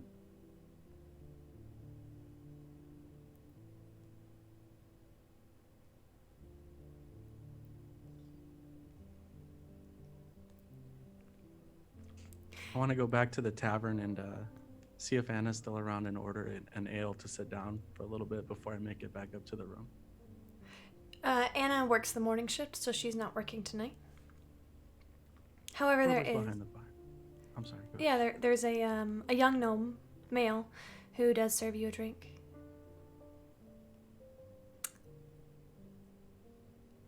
You get you hear a message in your head.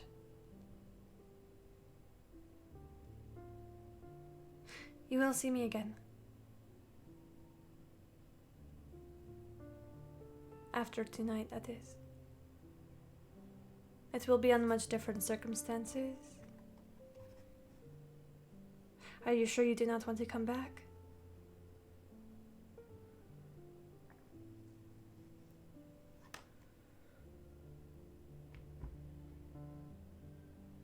I sit there thinking about it for a little bit.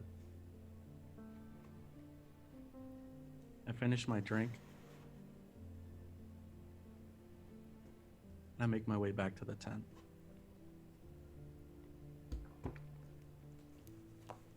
And we'll fade to black there. Unless there's something that you wanted to say, Kendell. No. Okay.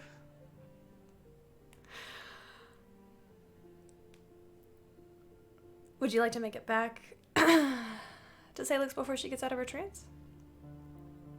Yeah. Okay. Actually, I'm terrible with time, so I don't think I would make it back in time. Okay.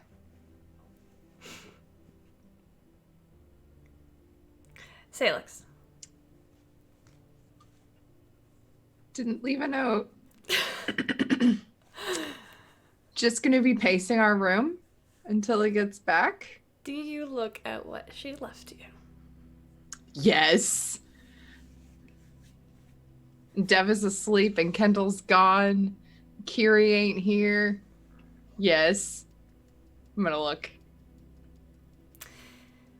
You reach into your pocket, frustrated and angry, and how could I do this? And you feel very alone, and you remember this thing that she gave you. And you reach into your pocket and you pull out what is a small pendant. Make a religion check, please.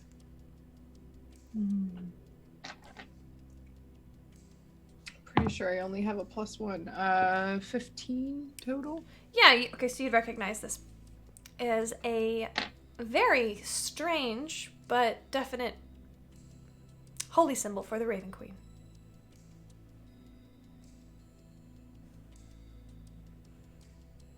Huh.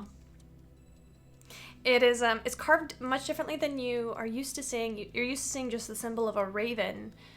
But with this you see a mask with hair kind of etched into a coin, and that face, this a feminine figure with a mask on and this long black hair. In the very center she's wearing a brooch of a raven. You seem... With that roll, you would know that this is a very, very old iconography for the Raven Queen. It's not commonly used anymore.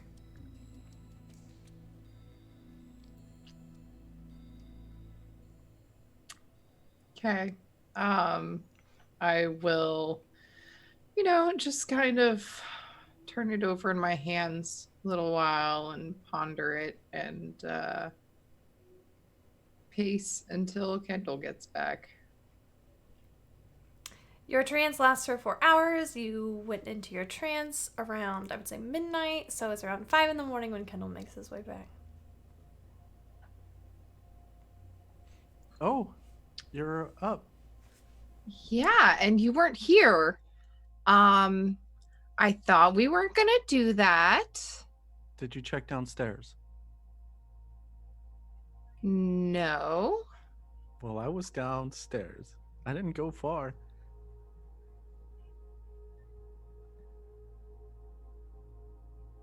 I don't believe you. I had a beer. I had an ale.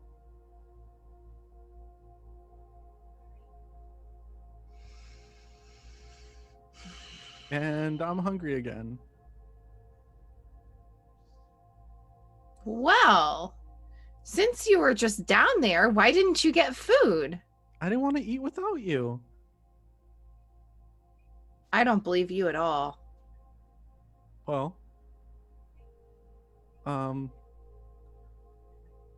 how was your trance?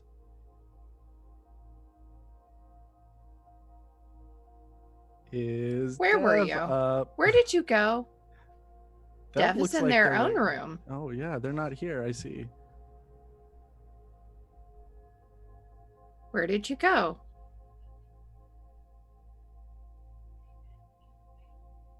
I walk up to Salix and I actually start like quietly just giving her a hug, and I say, I was out, but not for long. But I'm glad to be back. I gathered that when I woke up and you weren't here, but apparently you don't want to tell me, so that's fine. I will go downstairs and order breakfast. Because apparently my brother's hungry.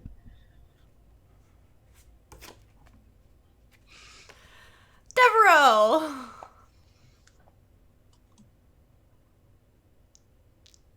Yeah. Kyrie is still out. The bed's so empty.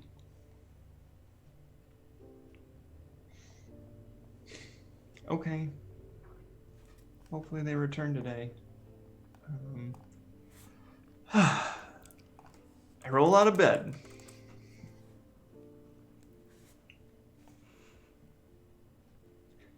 If you wander pace down across the floor. Yeah. And I knock on their door, see if they're there. the Hello? the siblings or Yeah. Yeah. No, they're not there. But you can hear some voices coming from downstairs in the tavern. They went to get. They went without me. Okay. This is fine. I go downstairs to see who's there. Kendell and Salix are there. They do not seem to have any breakfast yet. What do they look like? Fortunate. Salix looks sulky. And Kendall looks ashamed. Nothing out of the ordinary. Yeah, it seems picture perfect. I walk up to the table and put my hands up on the wood finish and say, "Good morning, you two. You're looking in good spirits." Good morning, Dev. How'd you Dev. sleep? Apparently too late. You didn't wake me up. Breakfast isn't here yet. Well, I would have come upstairs once it hit the table. I'm not worried about breakfast. I'm missing out on time with my friends. Well, I went to try to wake you up, but you asked for 5 more minutes. You did? You Oh, always ask for 5 more minutes. wait. But that was, to be fair, about 15 minutes ago. Kendell, I locked my door. How did you get in? There's a window.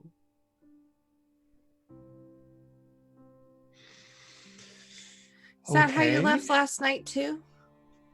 No, I walked out the door because you can unlock it from the inside. Wait, did you sneak out? I didn't sneak out. Did He you just sneak waited out? until I was asleep and left without saying anything. So you snuck out. Didn't sneak out. Here's a question then. Did you make a point of not making a lot of noise when you left? That's not fair. I usually do that anyways. So you sneak a lot. I'm a sneaker. Okay, so you snuck out. I didn't sneak out. I take a seat across the table from Kendell next to Salix and fold my arms. Kendell, you know how your sister feels about you sneaking out? That's why I came back.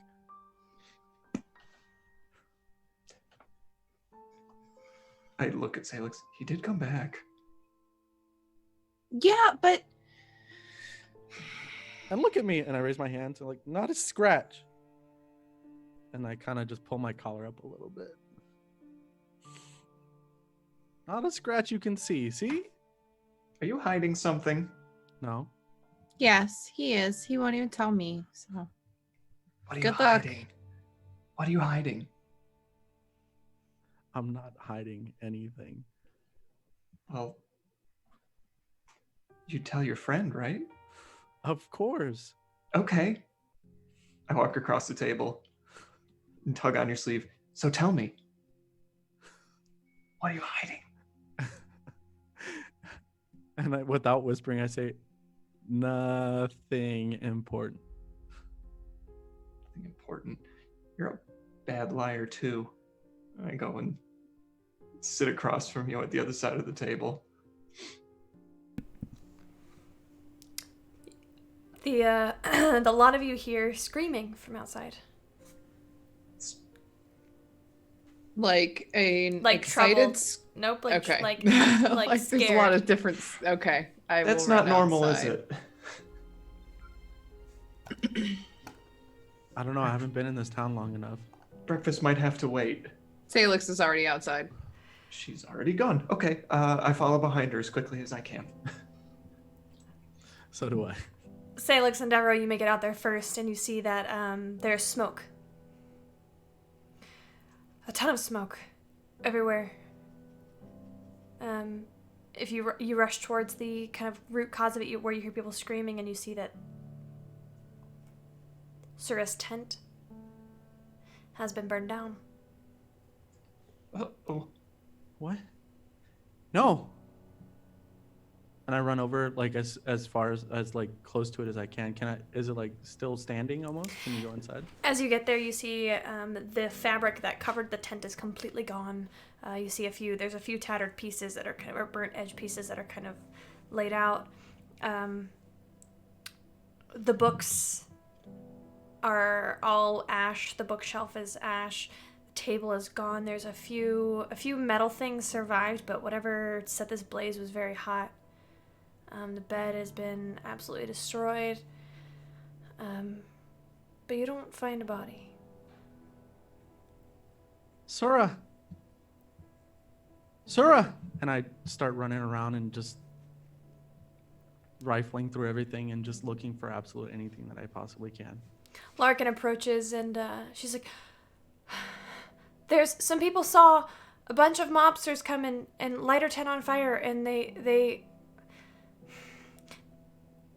took her." Where did they take I her? I don't know. They had horses and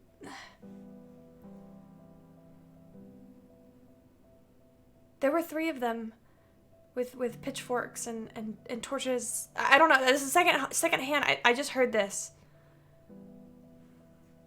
I will turn into a common wolf and sniff around and see if I can find a trail to follow. Why don't I'm you gonna start running back to the tavern to our room to get all of our things. Okay. Still not used to her doing that. Salix, you shift into this wolf form, and the senses are immediately overwhelming. Everything, ordinarily when you're a human, you see very bright colors, you see a lot of things, but as a wolf, your vision is somewhat muted in favor of your sense of smell and taste. Make a survival check with advantage.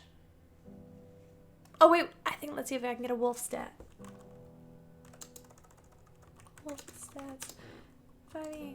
D&D Beyond, you guys, is not doing great today. Not at all.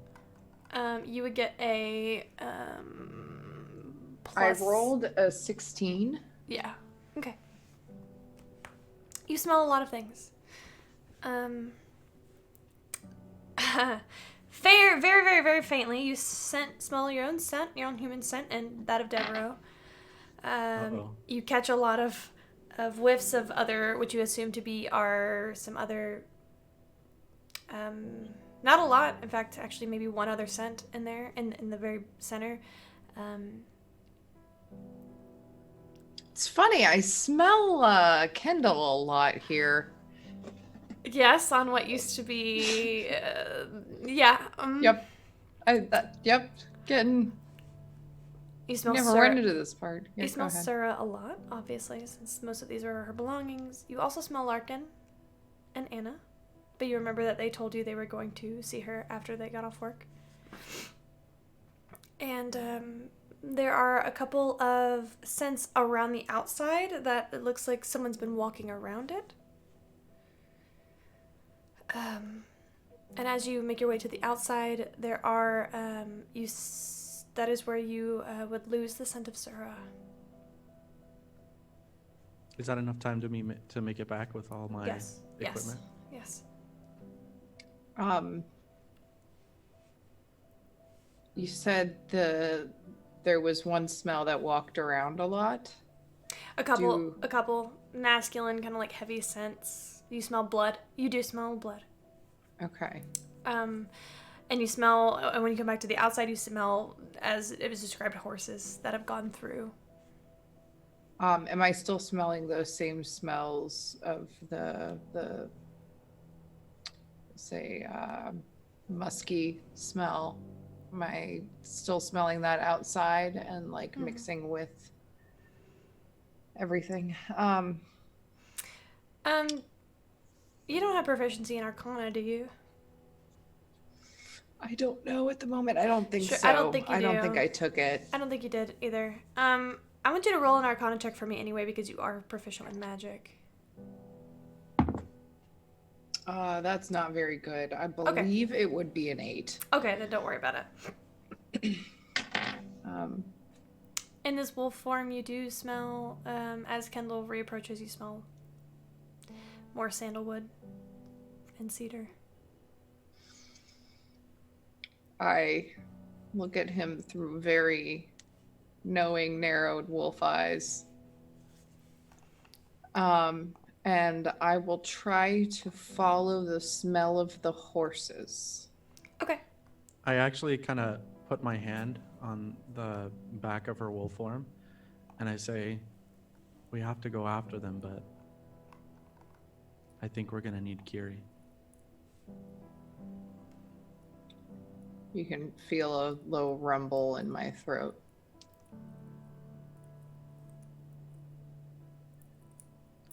Do you think the scent will stay? Shake my head no.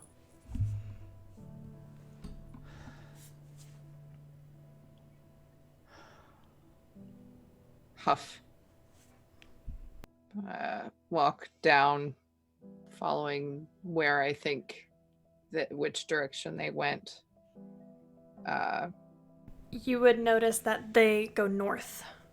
So Okay. the road through Ilverness goes east and west, but these cut through some buildings and go north into what you would know would be the White Cliff Mountains.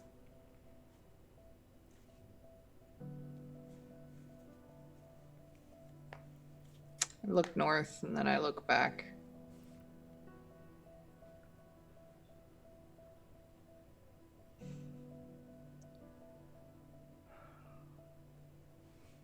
I don't know what to do. Larkin And is I still... kinda- Sorry, Larkin is still there. What are you thinking? What? You can't go after her. They'll kill you. Listen, a lot of people don't like this kind of superstition, and she's an outsider. And it doesn't matter. I know. I get that. I hear you. I'm just saying that. Can you just let this happen? What do you mean I just let this happen? As a city, as a town, you're just okay with this? Just okay. What are we supposed to do? Anything. Like what? We don't have enough. We don't have enough. And I go, you go after them. We don't have enough guards to watch the city. Everyone is fighting the Empress's war against our own people. We don't have enough resources. We don't have enough people. We don't have enough bodies. This town is empty. It's a ghost town. And I hope you enjoyed your fortune. And I start walking north.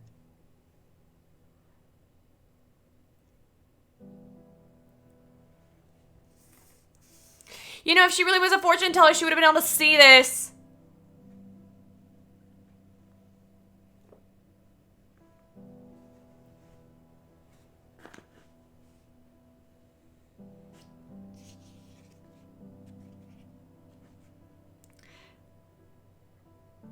My question for my players is this where we want to end today's session and wait for Alex to come back? I think it's a good place to stop.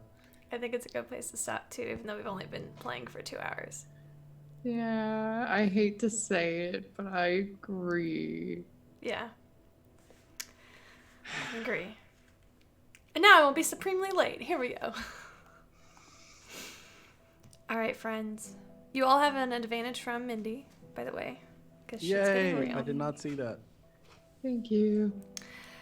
Okay. Let's go ahead and sign off. And what's next week? Next week we will resume with Alex back. Whew. Who wants to sign off first? I guess I'll start. Hi, I'm Eris Savad. I played Salix today. I'm normally a Stitch Witch, though. I make lots of nerdy accessories and D&D stuff. Because you're watching this, you can save 10% on my store using the code O4ABAY, just like it'll have in chat in a moment, I'm sure. That's at erisavad.com, and I do a bunch of different... I play a lot of games. I'm not going to go into my schedule, though, because I can't remember it at the moment. That's perfectly okay. That's what we have Google for.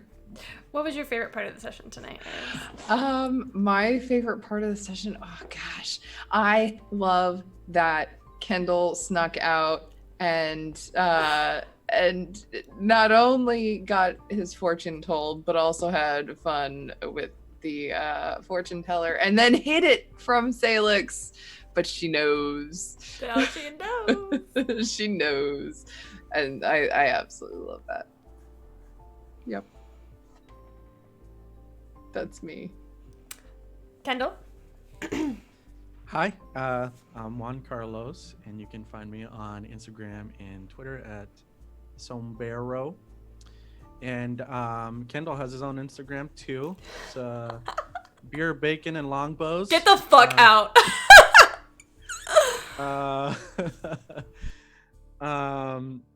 So yeah, if you wanna. He also has a Twitter, I believe. Is that what I meant? I meant to say Twitter. That's the Twitter I was talking about. You can find him. I think it's just Kendell Evertree or Kenny E. I can't remember. Kendell Evertree. I stumbled upon that today. He's out there retweeting some Open for Adventure stuff. Anyways, I DM for the Paradise podcast. We'll be coming back this month. And if I can get it done in time, there'll be a recap episode. So you won't have to listen to 18 episodes. You'll be able to listen to one and get all caught up and then continue with our story. I'm working on another O4A project that once it's at a spot where we can announce it, we definitely will. Super excited for that. And yeah, that's it for me. Yeah, it leaves me. Hi. I'm Ren. I had the distinct pleasure of playing Devereux Thistlebrook this evening. Afternoon, whatever time it is, whatever. You can find me on the Twitter at Thorny Dryad. That's like a prickly bush. And did I steal Juan's chance to say what his favorite part was today? Yeah, Juan Carlos, what was your favorite part about today? Oops, I don't think you stole it. I just forgot immediately. My favorite part. Wow. Such a good session. Favorite part was actually my favorite part of the session was D&D Beyond not working, because if it had been working, I don't know if we would have had the same session. So that's my favorite part. Fair. Very fair. Oh, where was I? Oh yeah, besides doing this game on Sundays, I also play the voice of a character named 8 in an upcoming podcast called Roads Uncharted, which is a Genesis system game in the homebrew world of Daxara, who is in the chat. Go ahead and wave Daxara. She is our GM and mastermind for that. And that will be launching, I think we're shooting for March start. So I'll keep talking about it until it's out, and then I'll keep talking about it when it is out. My favorite thing about today, my favorite part was probably feeling bad at breakfast when everybody was like having the very pointed conversation about whether it's prudent to turn in friends who wind up on wanted posters or not. I felt bad about it. Devereux felt bad about it, but it was a good scene because it was worth talking about. Definitely. I'm Camille. I'm your host and Dungeon Master. You can find me on Twitter at CamilleDoesDND. You can also find the channel on Twitter at Open4Adventure. Something really exciting coming up is, first of all, tomorrow is Fate's Chosen. We are going to have a special guest, Captain LaGrange, aka Tony. And then Tony will be coming back on Tuesday because we are having a new show, a one shot, which will hopefully be recurring, called Match for Adventure, where a bunch of warlocks will all compete for the soul of one lucky adventurer. We've got an all-star cast. It's going to be amazing. I'm going to be playing the Raven Queen. You can catch us tomorrow at Tuesday at 7 o'clock Central Standard Time. And don't forget to check out many of our other great shows. Our sponsors, Campaign Coins, are wonderful. I love them dearly. Thank you all for watching this short session. It was a big session, even though it was only 2 hours. Like, that is crazy. Woof. If you liked these tarot readings, you will probably see more of them soon in one capacity or another. We will see you all very soon. Have a great day. Bye, y'all.